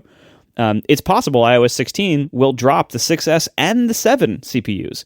So it's possible they're about to release a version of iOS that drops support for this version of the iPod Touch anyway, and that wouldn't be unreasonable given its age. So anyway, this announcement, again, number one, I think most people were like, wait, they were still selling the iPod Touch, but everyone's saying, oh, now the iPod is finally dead. And I understand the sentiment, but I think the iPod died as soon as it became an iOS-only product line. The iPod Touch is not an iPod. It's a cut-down iPhone. And it was never an iPod. They use the name, but really, when you say iPod, that's not what most people think of. Most people think of the music players that, didn't run iOS, that had some kind of, wheels or buttons or whatever. Even the later generation iPod Nanos that had the kind of fake iOS looking home screen with the touch screen, most people didn't even know those existed and have never used one. When you say iPod, you're thinking of the iPod Classic, the iPod Mini, the iPod Nano. That's maybe the Shuffle if you are a glutton for pain. That is what you think of. And Shuffle was one of the best iPods ever made. What are you talking about? Disagree. But that product line ended a long time ago. To say now that this thing that was basically an iPhone, that the death of that thing is the death of the iPod line, I think is there's a lot of asterisks on that. So I don't want to yuck on anyone's yum, but I think the end of the iPod happened a long time ago. Yeah, I mean, this press release doesn't say, but this is the end of the iPod branding. Apple used the iPod brand, they slapped it on this thing that's not an iPod because the iPod brand had value, and because also people knew what that was, and it communicated back in 2007 that you could buy this, and it was like an iPod, it was not a phone. It's basically what it's communicating. Not phone. You're not going to make any calls from it. It's an iPod, but it's an iPod Touch. It's an iPod that you can touch. Really, it's an iPhone without the phone, but they put the iPod branding on it because that was a good way to communicate its purpose and to put it into a family of incredibly successful products with a name that people loved. And the retiring of the name, the retiring of Apple will no longer sell any products with iPod in the name. That means that not only is the iPod gone, which, like Marco said, it's been, the iPod went away a while ago, but that the brand is now so kind of retro that it no longer has enough value for Apple to continue to stick it on a product. And furthermore, that the product that they're making here doesn't really have a place in the market anymore for them to be worth making, right? So it arguably didn't have a place in the market for many years, which is why they'd go years and years without updating it. But basically the role of a touch device that's not a phone, that is less expensive than a phone, has been filled, for kids, has been mostly filled by cheaper iPads or by hand-me-down phones or used phones. Now, you can say, okay, well, nothing really fills this role, and I would agree. There is nothing that is exactly as cheap and exactly as small and exactly as convenient, and without the caveats about trying to find used phones and their batteries are worse and blah, blah, blah. You're right, that there is kind of a hole, but it's a tiny hole. And in general, I think history has shown that kids would rather have a small iPad or a big iPad or literally any iPad than this dinky thing, because kids aren't on the go and want to have this device as they go off. That's a phone, right? And for not phone, kids prefer something with a bigger screen, because who wouldn't? Even an iPad Mini has a bigger screen than this. So this is a product that really no longer has any place in our lives, and it goes out, and with it leaves the iPod product line, which I feel like hasn't had cachet in a really long time. And certainly for the kids that you would be buying this iPod Touch for, they have never even seen an iPod and have no idea what it is. It's just a thing that their parents tell them about. So it's, it's sad. I was, as we talked about ages ago on the show, I loved my iPod Touch. It was what I bought when I didn't want to pay for a plan for my iPhone, and I used iPod Touches for many years. And I still haven't seen anyone mention it, although people came close, and I'll always bring it up. There was a very, very, very, very brief moment in time when the iPod Touch was the highest performing iOS device that you could buy. I forgot. Before it was called iOS. It was called iPhone OS, and it ran on your iPod Touch, which it wasn't even called iPhone OS. It was just the firmware, right, that ran on your iPod Touch. I think it must have been the first generation iPod Touch. Actually, was a little bit faster than the phone. They were always thinner, as Gruber talked about. Like if you wanted to see the future of the iPhone, you used to be able to look at the iPod Touch because it was the iPhone without the phone, and the phone bits used to take up a lot of room in there. And so the iPod Touch was always thinner. So I have an attic full of old iPod Touches. An iPod Touch was stolen out of my car, as I mentioned in the previous show. I've had a lot of them. I had a lot of affection for them, but it's very clear that the time for this product has come and gone. Yeah. And if anybody out there is feeling very nostalgic about the iPod era, rather than jumping to go try to buy one of these outgoing, slow old iOS devices, I think they're kind of already sold out from what I've been seeing. I think so. Anyone who was even because a lot of people are like, oh, I use this as a testing device, or it's nice to have a slow device, or I just want to have one for my kid. Everybody who is just thinking about that but never actually following through and buying it, as soon as they announce cancel, I think all those people just said buy. Because it's cheap enough. It's like an impulse purchase, and they are very difficult to find now. Yeah, and I have heard, I said on Twitter like who even use these anymore, and I have heard from a lot of people who said like they have some kind of special use for them. Like one of them was like people who do audio tours in museums. They have these things in special rugged cases, or people who have like certain things where they have to give like a fleet of them to children in school for some reason. Like there are people who use these, but yeah, I think that's a dwindling group. And the fact is that if this market was already being served enough by still selling iPhone 7 guts in 2022.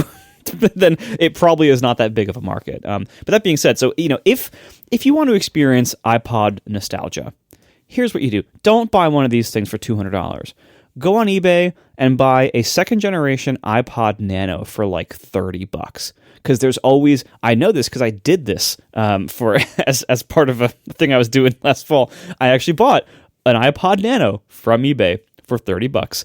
It had like a refurbished with a new battery in it, and it was fine, and it worked, and it was really fun. And modern Mac OS still supports syncing to an iPod, as long as you can dig up a dock cable somewhere, or possibly buy one of those on eBay as well, or it might come with it depending on what kind of seller you buy it from.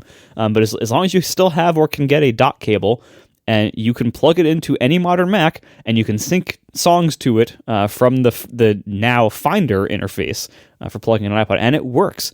The iPod Nano 2nd Gen, I think, is the epitome of what people think of when they think of what an iPod is. You're usually not thinking of the later, again, like the big, like kind of all-screen models. You're even not really thinking of like the ones that have really fancy color to show video and big album art and everything. The ones that look like iOS, like that's not what you're thinking of. You're thinking of either an iPod Classic or an iPod Nano, and even then, like the earlier Nanos, not even the later Nanos. And you can get that experience for $30 on eBay. And then you can try it for a few days, and you can realize, okay, this was fun and nostalgic, but it's so much better to just use my phone with my wireless earbuds and my streaming services and my cell connection if I forgot to download something, and my easier navigation and my much larger collection. Like, you start realizing, okay, actually, there's a reason why we replaced all of this category with phones. And that's where really killed the iPod, was when we all got iPhones. Then there was no reason. All of us, we loved our iPods. And when we got our phones, we would tell ourselves, I'm still going to carry the iPod too. It'll serve its role. Maybe I'll keep it in the car or whatever. And they just slowly fell out of use because phones are just so much better for this role. So this is a wonderful piece of nostalgia. It's great to go the eBay route if you want to have some fun with one for a little while. But then you'll move past it because what we have now is better. So it was a great era. That era is over. Yeah, my first Apple device of any sort was the original iPod Nano, which I coveted. I wanted one so badly. And if I'm not mistaken, it was one of Aaron's first big gifts to me. I think that's correct. I'm pretty sure that's right. And I don't even know if I still have it or not, but I wanted that thing so bad. When I got it, I loved it. Gosh, did I love that thing. And I take a slight issue with what you said earlier, Marco. The iPod, I think, died with iOS 5. And I was running through the screenshots on Wikipedia. I had forgotten that the music app on iOS 1 through 4 or iPhone OS 1 through 4 was called iPod. And it was iOS 5 that it became music. Yeah, I did not remember that at all. Oh, wow. And that's not just on the iPod Touch, that on the iPhone build as well? It's not three separate devices. Are you getting it? There's an iPod app, there's Internet Communicator, which is Safari, and there's the phone icon. Yep. Oh, wow. I had completely forgotten about that. And so I anyway, forgot about that too. So iOS 5, when it became music, that's when the iPod really, truly died. All right, let's do some Ask ATP. No, I got to do one more canceled product. No, it's gonna take too long. It's not going to take too long. It'll be okay. fine. Here we go. Everyone, you have tons to say about this. I don't think you do. I have hours of content about this, John. Hours, I tell you. This is a few weeks old, but it's in the same category as Apple canceling products. They finally put to bed macOS Server, and you may be wondering, what the heck is macOS Server? Do you mean macOS 10 Server? No, I do not. This is another one of those products that Apple had for many years that slowly faded away, kind of like the iPod slowly faded away until finally it goes away and people are like, what's going away? What are you talking about? Not to give too much history, but back before macOS 10, there was a product Apple sold called macOS 10 Server that was not based on the same code base that macOS 10 10.0 was based on. It was based on the Rhapsody code base from ages ago. So it's really confusing. They released a product called macOS 10 Server, right? But that was not based on macOS 10. Then macOS 10 came out, we got Jaguar, Puma, Cheetah, Jaguar, Puma, blah, blah, the whole 9 yards, right? And they also introduced a new product called macOS 10 Server that had really no relation to the previous macOS 10 Server, but was instead the server variant of macOS 10. So, you get macOS 10, 10.2 Jaguar, and you'd get the server variant. I forget what year the server variant came out. I don't remember all 10 through 10. I never reviewed macOS 10 Server, right? But it existed as a companion with the regular macOS 10 thing. And then at some point in the past, they said, you know what, we're not going to do that anymore. We're not going to have a server version and a regular version because we're just tired of supporting the server version. And, we're just going to have one version. We're going to call it OS 10 by this point, I think it was called. And the server part of it will just be an app or a set of apps that you'll be able to get and install on plain old macOS 10 that will provide you server functionality. So if people are wondering what is macOS 10 Server, what did it have? It had like a mail server, and you could manage other people's Macs with it. And what else did it have? Like a directory service. Like it had server type stuff that you could run on a Mac if you wanted a Mac to be a server. Usually a server for a bunch of other Macs, but the services would be cross-platform. And they just consolidated all that stuff into apps or an app called Server or whatever. And so macOS 10 Server was no longer a product that you could buy. But you could still buy macOS 10 or whatever it was called, and then put this server stuff on it. This discontinuation is now we're not even going to give you that server stuff. We're tired of having a directory server. We're tired of having a mail server, a file sharing server, a time machine server. We're not going to have that as a separate product. Most of those things have been built into plain old macOS, right? So you don't need a special server variant. It's just part of the OS now. And the things that weren't built in, we're just not going to make them anymore. And Apple points you to third parties that do things like this. So if you want to use mobile device management, there are third-party ones for that. If you want to use some other feature that is not built into the OS, here are some third-party companies that provide that. And I feel like this is the sort of end of the road, and not really the end, because the writing's been on the wall for ages, right? But Apple slowly but surely exiting the server space, saying that's not what Macs are for. You don't run a Mac to be a server for your fleet of other computers, right? Apple wanted to be in that business back when the PC was kind of the center of gravity of the market, and then it tried to play there. Apple made servers, the Xserve, a rack-mounted Mac server. They made a server OS. They said you can use a Mac to be a server, and some people were into that, but not enough people, and just eventually Apple said, you know what, Microsoft, because that's what we're talking about here, you can have this market.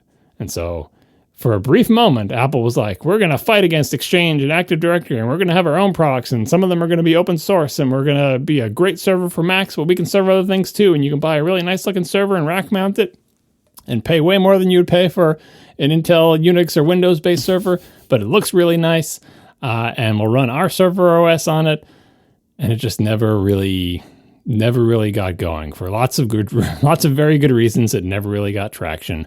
And so this is not a surprise that Apple is just finally completely, totally exiting and saying, look, we're not even pretending we're doing anything remotely in this space. We'll just disband all those teams. Any part of this that we thought was useful, we shoved into macOS proper, and it is there and it is useful and you can have it, but we're not pretending Macs are servers. And kind of like the iPod Touch, like, okay, this all makes sense. If you write it down on paper, like I can see, this is not a market Apple wants to be in. But in kind of the same way as Apple getting out of the Wi-Fi market, well, maybe not quite the same way, but like I find it a little bit sad because it is essentially, reseeding the market to Microsoft. Not that I have anything particularly against Microsoft, but Microsoft's complete dominance in the world of corporate IT, of like, hey, you have a company and people in your company have computers and you need to have like a directory service so people can look up other people's email addresses and you need to have a mail server and so on and so forth. Having Microsoft continue to just completely dominate that field does not make me particularly happy. And it's not just because everyone ends up getting Slack and liking it and then Slack gets replaced with Teams that everyone hates, but that is part of it. That's an example of... That is so true in so many places. Even before Slack and Teams, like it's like an example of just like, look, you're going to have to pay Microsoft anyway because every company pays Microsoft because there's something you need from Microsoft. And why do you need something? Well, you want your people to have corporate email, right? And you want to do like anything you think you want to do, Microsoft is the default. And if you decide, well, I don't want to pay Microsoft for everything, not that it's impossible to find alternatives, like Google will sell you all that stuff too, right? But Microsoft is still dominant in this business. Microsoft is the best at it. They've been doing it the longest. And when I say the best at it, they're the best at selling companies things that companies want to buy or think they want to buy. But in my experience using these products, Google's not great at it either. But like Slack is the great example. How about someone who's not Microsoft or Google? Can they make a product that can help enterprises do the things that enterprises want to do and that users don't actively hate? Yeah, they could. And for a brief moment, there was a product that people didn't, same thing with Dropbox. For a brief moment, there was a product that users didn't actively hate that businesses seemed to like. But Dropbox was replaced by either Box or OneDrive, and the Google stuff was replaced by Microsoft. And it's just, I know I'm kind of out of the corporate, rat race, and this is really not relevant to my life anymore. But I look at this and I say there was a moment that people never really believe was real, but it really was when Apple was like, you know what? We're going to get right in there and we're going to fight for this market. And we're going to fight for this market with Apple-y products, unashamed Apple-y products. And they fought and they lost. And they lost big. And then they ran away. And I feel like it's not good for no one to be fighting for this. And you can say, well, Google's fighting Microsoft. But on the other hand, Microsoft's fighting Google. I feel like the number of competitors is too low and none of them seem to have... I don't know. I mean, there's a reason I'm a Mac user and not a Windows user, and that appeals to my tastes. And I guess there's a reason that businesses choose Windows for their servers, even as businesses increasingly choose Macs for their end user things. I feel like I don't want to live in a world where the only two choices are Microsoft and Google, and that Microsoft is dominant. And I think that is sort of emblematic of the entire enterprise software problem, where the people who choose what to buy are not the people who use the software, right? And so users continue to be somewhat put upon by the corporate solutions they're forced to deal with, and every other competitor that tries to fight for that market ends up getting squished and running away. I'm sorry, John. All right, let's do some Ask ATP. And Robert Boyle writes, in your discussions of the Mac Studio versus Mac Pro, you focus on modularity differences. In the past, you've said that ECC RAM was a big issue for you, which the M1 doesn't have. Do you think Apple will offer ECC RAM in the Apple Silicon Mac Pro? So the point of ECC RAM is, if there are errors, that they'll be detected, error correcting code, right? So we can figure out if there's some kind of RAM error, and the more RAM you get, the more likely you are to encounter a RAM error, just because it's just the law of averages. You just keep adding more and more bits, and if the rate of bit error is the same, as you add more of them, the chances of one of those bits being wrong goes up. And big computers like big Pro Macs tend to have a lot of RAM, so it'd be a good idea to have ECC RAM. But this whole thing of like having ECC RAM is kind of a nomenclature and technology from not the distant past, but the reasonable past. Where like that was the way we would do it. You'd buy, SIMs or DIMMs. There would be these chips that had RAM chips on them. You'd shove them into a slot, and there was a variety of that had ECC RAM that had error correcting codes. There would be extra circuitry to detect when an error was encountered and either correct the error if it could or fail if the error was bad, too bad or whatever. And that was important for servers because they had a lot of RAM and there were a lot of them. And if they had an error, you'd rather have them fail or, fix a 1-bit error if they could, or fail if they needed to, rather than just to continue as if everything's fine with an incorrect error. Because if I could say it's a banking application or something like that, where you don't want a bit error causing the wrong amount of money to go somewhere, you don't want that to silently just happen, right? So that's what you're trying to do, is make a more reliable version of RAM when you can detect when errors happen and correct them if possible. Lots of the more modern RAM technologies, if you look at what they're doing under the covers, have some internal system for detecting and handling and even sometimes correcting RAM, but we don't call those quote-unquote ECC RAM because it is not exactly like the RAM of the old days with ECC technology in them. So all that said, I don't actually know if any of the RAM Apple uses in any of its M1 type things have any kind of error correcting circuitry or technology whatsoever. I know they're not advertised or called ECC RAM, and they're not the same as the ECC RAM that was in like a 2008 Mac Pro for sure, but I don't actually know if the underlying whatever it is, LPDDR4 RAM itself incorporates some of the sort of circuitry techniques and technologies that ECC RAM did. So I think for the Pro Mac, I don't think Apple's going to go to any particularly heroic measures, but it could be that whatever RAM Apple ends up using, perhaps not in the first ARM-based Pro Mac, but maybe the second or third one, will incorporate some kind of error-correcting technology just because the underlying, industry standard RAM technology they choose, whether, like say in distant future, like the high bandwidth memory or HBM4 or whatever, making some future thing, that itself could incorporate some error correcting thing. And if so, Apple will use it in the appropriate context. But I don't think Apple is going to go out of its way to do something entirely exotic and different if there isn't already an industry standard RAM technology that offers error correcting stuff for the Mac Pro. John Sulik writes, for several years I've used both PC and Mac platforms. One of the questions I've always wondered is about cleaning software. In the world of PCs, you often find yourself needing to have something that will go through and remove various applications and file system cruft periodically. I was just about to buy some software for my new M1 Mac to handle this very thing, and I thought I would ask the experts. You three probably know what to look for and remove manually, but for those of us who are not as familiar in the world of the Mac, are these types of programs snake oil or would they be worthwhile? I can only speak for myself, and I have run things like this in the past. It's been so long, I don't even remember what I ran, and this is not something that I personally worry about, but I have a feeling one or both of you guys will have some thoughts.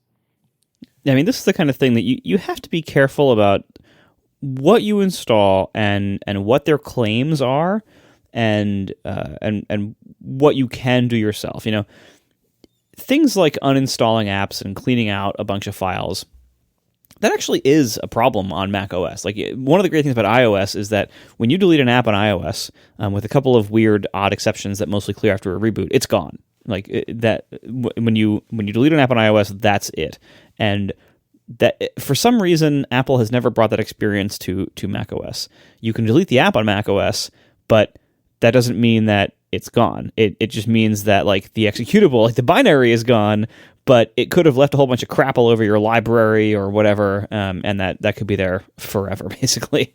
That being said, having a bunch of crap in your library doesn't seem to really be a problem, with the exception of disk space that it takes up. But it doesn't like slow your computer down in a meaningful way to have a bunch of crap there. But there are apps that will offer various like tidiness or cleaning type verbiage to describe like deleting files that you probably don't need anymore, possibly from apps that aren't installed anymore or whatever.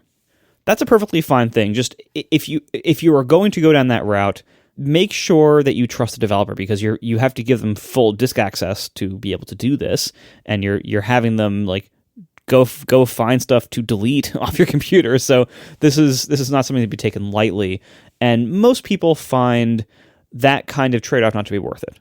That if you're gonna if you want to go like delete stuff out of your library folder or whatever, try to delete old cruft, you can generally just do that yourself if you are at all technically inclined. You can find the handful of places in the file system that these files tend to be, and you can delete them yourself, and it's usually fine. So these apps, they do provide a service that is a real useful utility, but it comes with significant risks, and there is a lot of snake oil in that business where certain less scrupulous versions of these apps, I mean, some of them are just malware. Some of them will make claims that are technically unsound, or will try to always be running so that way they can monitor everything, and that has some security implications and again technical scariness. So it is a category where it is useful to have apps in this category for certain people, but I think it's probably not most people. This is one of those questions we get every few years, and I intentionally put in the program every few years. So sorry if you're hearing the same question addressed again, but I think it's important because especially people who are new to the Mac, they get a Mac and they're like, what things do I need for this? And you will see heavily advertised things that you need this to help maintain your Mac, right? That is just, the same way you have to get an oil change in your car, you need an app like this. And so people don't even ask whether they need it. What they ask is, which one of these things should I get? The other category is virus programs, so we're not talking about that right now. Which one of these Mac cleaning programs should I get? Because it seems obvious that I need a Mac cleaning program. And the basic answer is, what I always say is, you don't need a Mac cleaning program. macOS is not designed to need a Mac cleaning program. If you literally never use any kind of Mac cleaning program and you use your Mac, you'll be fine, right? Anything that you could, the bad that could happen and, that a Mac cleaning program could save you from, it can't actually save you. That type of badness of something getting wedged in there and running weirdly or spinning out of control, that can happen whether or not you run a cleaning program. Now, the cleaning programs, they're okay, well, I don't, Marco said I can just go delete stuff, but I don't trust myself to do that. I think that's a good instinct. If you don't know what you should be deleting, don't just go and look and say, oh, I don't think I need this and delete it, because you will screw things up, right? Especially if you give yourself admin permission to delete stuff, right? But by the same token, using one of these cleaning apps does actually require some knowledge of what's what, right? Because you can mess yourself up with one of these cleaning apps, not through any faults of the app, but they very often offer features that let you do things that you probably don't want to do, like nuking your launch services database. There are situations where you might want to do that, and having a trusted third-party app do it for you is good, but you don't want to do that routinely. It's going to mess things up because now it's got to re-index all of your apps and do a bunch of stuff. That's going to make your computer slower for no reason, and it's another opportunity for things to get screwed up. If your launch services database was fine, you didn't need to mess up. And if you don't know what the launch services database is, don't buy an app that lets you nuke your launch services database and then click the button because you think it's somehow making your Mac better or like a cleanliness thing. macOS is not designed to need any of these apps. To the extent that it does, to Marco's point, what if an app installs a bunch of cruft and it's hanging around and it actually is harmful? That is a problem for Apple to fix, not you. In general, there's not much apps can do these days, especially good modern apps, to sort of screw up your Mac long term, other than taking up a minuscule, negligible amount of disk space, but you really shouldn't worry about these days. And the other one is, and this is going to get more technical, you probably need to know, but if launch services stuff is left in there, that can have something that is actually running or trying to run and generally sort of being in the background annoying that you don't need anymore because you deleted the app, but the launch services thing is still there. Very often the launch services thing will be there and it will be trying to be run a binary that doesn't exist anymore because it was inside the app bundle. Apple's modern practices on the Mac are moving very heavily towards the iOS model, where everything is part of the app bundle, including all of the extensions and everything. Rather than being in your library folder, they will actually be in the app bundle. So when you throw out the app, it actually throws out all the extensions with it, like Finder extensions or whatever. But because the Mac is an older platform, that's not true of all Mac apps. So it is still possible for Mac apps to spray files all over your disk, which is why, by the way, one of these sort of instincts that you can lean on even as a new Mac user is, if I install the app by dragging an icon into the application folder, I can be fairly confident, and if it didn't prompt me for some future install process, that dragging the app out of the application folder into the trash got rid of anything that I really need to care about. Yes, you'll still have preferences and other stuff or whatever. But if, on the other hand, you used an installer or a .pkg thing to install the app, that may have sprayed files all over your disk. You don't actually know where it's putting things. You can find out if you're technically savvy. You can look at use an app like Pacifist, look what PKG is doing, and you can look at what an installer is doing by running FSU. Like there's all sorts of techie things you can do, but FS usage, I guess all. But like, if modern, well-behaved Mac apps will not even leave any cruft around that you need to care about. And in general, macOS does not require you to have any of these kinds of applications. So I would say my default is you don't need one of these. Don't try to buy one. If you find yourself in a weird situation and it seems like, I have a problem and I see lots of people suggesting one of these apps might be the solution, again, be careful. But if you have people that you trust, at that point, maybe considering finding one of the reputable ones of these applications. Someone you trust tells you this one is reputable. And I know this thing is asking, do you have a reputable one? I honestly don't, because I don't use these type of applications. But they're out there. There are reputable ones. But only at that point where you are troubleshooting an existing problem, and troubleshooting that has led you through a series of things that you trust to potentially look at one of these apps, only then look at it. But you do not need one of these as a routine part of owning a Mac. Just let it go.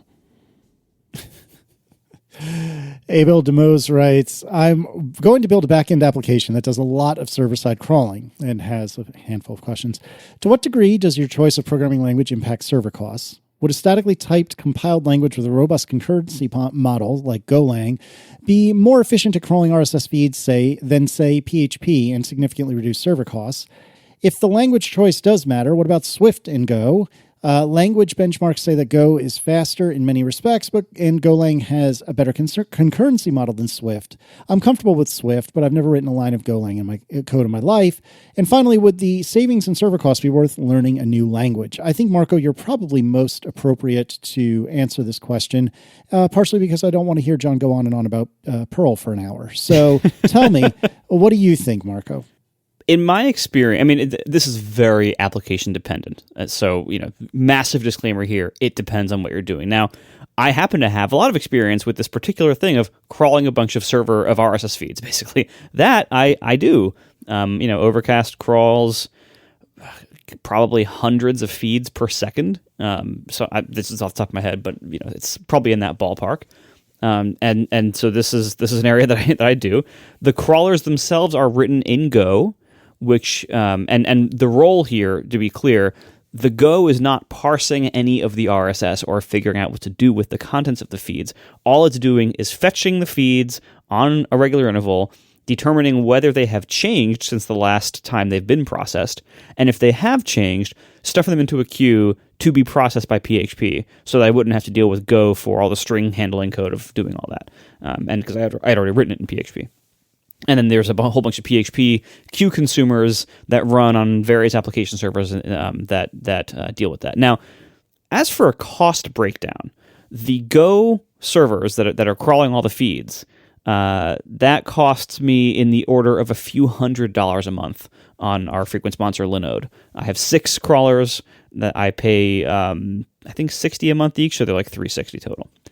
Now, for my databases, I pay like $3,000 a month. So it's, we're like talking like 10 times as much cost for databases as for that. And there are a few other servers that help out, like the actual web/application servers that are running all the PHP. That's a non-trivial cost there, but databases are the big part of it, because databases need lots of everything. They need lots of CPU power, lots of RAM, and when you're crawling this many feeds, lots of storage space.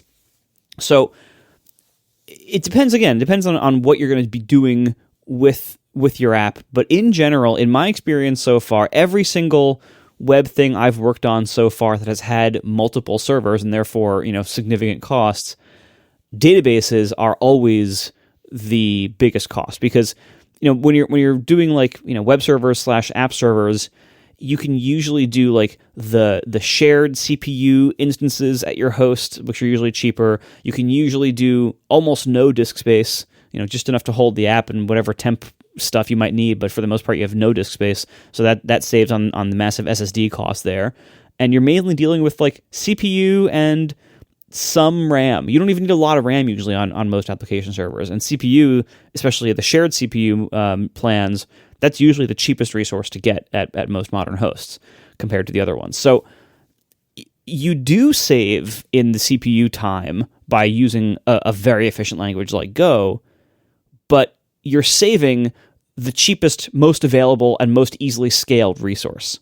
Whereas databases are expensive and hard to scale, and usually the bottleneck of pretty much everything you're going to be doing. So yes, the language choice does matter, but not as much as you think for most applications. The only thing I'll add is that, obviously, depending on your application, like you may not, like it may be premature to worry about this because try getting some customers first where you actually have to worry about scale. But it is worth thinking about up front because if you think there's a reasonable chance you are going to have scale, the next thing you need to ask is, but is this, like, am I going to be limited? Is the language going to be limiting me in some way, right? So one way it could limit you is cost. Like, it turns out that if we scale up to 100 million users, this will cost me so much money. So it is limiting me because it costs tons of money. I got to rewrite it in a cheaper language. But the other way it can limit you is in terms of like total performance throughput, right? That you just can't get the performance you want. Like you can't scale this thing up without, doing something ridiculous. Like say you write this application and it becomes gargantuan and it's written in, PHP or Python or something that is not particularly, stingy with memory. And you just made this monster. And now you need to run on something with like huge amounts of RAM just to run one instance of your thing. Oh, and by the way, now you need thousands of those instances just to get the performance you want. Like on an average day of like, I can't handle the peak load at noon when most people are using my very popular application. To do that, like I have to basically scale vertically because it's easy to scale out horizontally. But if it turns out that just to sort of run one instance of your thing on one server, you need like a monster instance that with a huge amount of RAM and a huge amount of CPU because of your language choice, that's not a good place to find yourself. Like you've accidentally written a monolith in an inefficient language and you need huge amounts of them and it becomes sort of untenable that maybe you can't even get that many, or like you start getting beat up on the overhead of just having these things, any kind of sort of sideband communication with each other, right? So an early choice up front to know, is this the part of the thing that is going to be a performance bottleneck, or is going to like scale up? Like how much RAM is this going to use if we get a million times more customers? How much CPUs is it going to be used if we get a million times more customers? You can do that back of the envelope math to make some choices early on.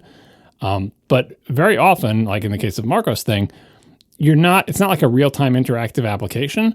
And so in that case, as long as you can get the crawling done, for example, like you can get 24 hours worth of crawling done in 24 hours, you can just, use wimpier, slower, smaller instances and just take the full 24 hours, right? Yes, if you wrote it in Go, you'd use half the instances for half the time. But the bottom line is like painting the Golden Gate Bridge, right? You're just going to start over at the other end when you're done anyway. And as long as the throughput is sufficient for you to do whatever batch job you're doing, as long as you can get the job done in sort of your time window, the inefficiency of using a 10 times slower language doesn't really matter. Because to Marco's point, like it's not going to be that's not your big expense anyway. And if it's, if it was fast for you to write and it was, it's the language you're familiar with, even if it's 10 times less efficient, as long as it gets the job done. And as long as you don't think like, well, if I, are there going to be a trillion podcasts in 10 years? Probably not. Like the number of podcasts is somewhat bounded, right? Right. So you can kind of do the back envelope math and say, the job of crawling podcasts, how often do I think they should be crawled for a good experience? And how many podcasts are there going to be essentially ever, like bounded order of magnitude? You can say, all right, yeah, if I wrote it in Go, I would save a little bit of money each month. But, if I write it in PHP, it's not the end of the world. It will get the job done. So it's very difficult to give blanket advice because we don't know what you're doing. Are you doing a podcast crawl that needs to crawl feeds once every 24 hours, once every hour? Or are you writing something that needs to be up to date for the moment? Or are you writing an interactive application that users are going to be using and at peak times there's going to be, 1 million per second or something? Very different choices based on those things. So unfortunately for server-side stuff, there's no one answer other than saying you could probably find a way to do it with AWS. I would like to add one quick thing in that, in my experience, learning another language, even if you don't really do much with it, is almost always a worthwhile expenditure of time. And, when I first dabbled with Python 10, 15 years ago, I didn't think in a million years I'd be writing code to figure out if my garage door was open or not. And yes, that wasn't particularly important, but it was still nice to have a little exposure to Python years in the past to get me ahead on that. So I don't think it's necessarily bad to explore another language or even learn to some degree another language. And I mean, Marco, I don't see you writing a lot of Go willingly these days, but nevertheless, I still think it was a worthwhile expenditure of your time. And I would guess that you do too. Oh, it was 100% worth it because my PHP-based crawlers before this were not nearly as good for this particular task because, I use Go's whole channel system, their whole concurrency model for managing this whole thing, and it's great. And you're right, I don't write a lot of it because I wrote this years ago and then basically haven't really touched it much since then. And I have since mostly forgotten the language. And whenever I do have to go in there and change one little thing, I have to basically relearn the language again just to be able to make a 2-line change or something like that. It's kind of funny and a little bit scary. If I ever have to do a bigger change, I'm gonna have to take a weekend and really relearn the entire thing again. You just rewrite it in Rust then, because that's the good thing of you pick the part of it that that actually is performance sensitive, that concurrency matters. But like you said, you didn't rewrite the whole parsing feeds or whatever because you already had that code, and that's not the code. You can just queue that out and parallelize that. It's the crawler itself, the little core of the crawler. And so if you needed to write that again, you know the job that it needs to do. And you could say, okay, well, now it's time to learn Rust. And you could write it in Rust. And then you don't have to relearn Go. And it would, as long as it is comparable in performance and comparable, mechanisms for concurrency, you could just write it in whatever the language of the day that is the most Go-like, right? Yeah. I mean, and frankly, if I was writing something from scratch today, I think I would consider a radically different architecture than what I did here. I've been brainstorming for a while. Can I maybe reduce the amount of database use that I have here because put stuff on people's devices. Yeah, or use things like S3 as the storage. There are things I can do that I've been brainstorming of. I think I might want to go somewhat in this direction because it running all this. I had to deal with some database stuff this week, and it was stupid and it was easy, but I still hate dealing with it on so many levels, and it's extremely expensive, and so I was thinking maybe I should start changing things, but there's never a good time to do that, so I don't know. Anyway, thank you so much everybody for listening. Thank you to our sponsors this week, Hover, Mack Weldon, and Kolide, and thanks to our members who support us directly. You can join atppod.fm/join, and we will talk to you next week. Now the show is over, they didn't even mean to begin, 'cause it was accidental. Oh, it was accidental. John didn't do any research, Marco and Casey wouldn't let him, 'cause it was accidental. Oh, it was accidental.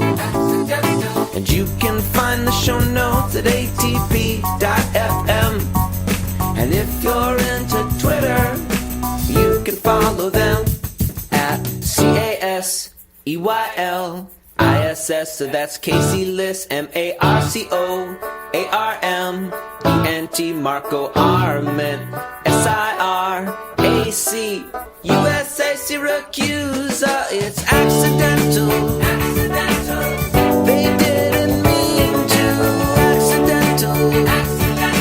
Tech podcast so long.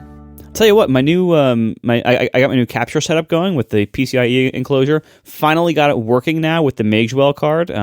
I returned the Blackmagic Decklink card. The Magewell Pro Capture HDMI thing is working great. I have 4 capture streams. It is a dream to use because not only is this much smaller and simpler than my previous setup of having 4 or 3 different little HDMI capture USB thingies, it's so much simpler. The enclosure has been great. I have everything running off of one cable correctly now. Before nice. I was describing when I was trying to plug every single thing into the CalDigit TS3 Plus. That some of the capture things would only work if I plugged them in directly to the computer, and so I ended up using all 3 of my computer's ports anyway. Now I can literally just use one. The only downside is that the enclosure only provides 15 watts of power to the computer. So that's not great as the only power source. So I'm using a second USB-C port purely for power. I mean, I could also use MagSafe for that. It would be fine. So anyway, that's the only real downside. Otherwise, it's fantastic. It is so far been very reliable. The quality is great, and I'm very happy with it. So I should have done this earlier, honestly. I should have gone straight to the solution, because it's a decent amount of money, but so was the previous setup where I had 3 different Elgato capture thingies plus the TS3 plus. Like, that's not cheap either, and so having this PCI Express enclosure with this dedicated card in it and these USB cards is a dream. So I'm very happy with it. So tell me again, it's a generic PCI Express enclosure that lets you basically put what I would consider to be a desktop card in a box and then connect it to your laptop. And then remind me what the card is. So the enclosure it's Sonnet. Almost everything's Sonnet. Sonnet Tech. So it's a Sonnet enclosure with 3 PCIe slots in it. 2 of the slots I've put Sonnet USB cards in that have 4 ports each, one A, one C, one bank of A's, one bank of C's, because I have both devices. And then the third slot has a Magewell Pro HDMI quad capture card, so it captures 4 HDMI ports. And the Magewell was the only thing that required drivers. I wish there was some kind of HDMI capture that didn't require drivers on macOS. I don't know if that exists, but as far as I can tell, they all require drivers. So this required them. So that's one thing that could break in the future is if some future version of macOS comes out and then Magewell does not update their drivers, that could mess me up a little bit, and I'll cross that bridge if it comes. But otherwise, yeah, it's been great.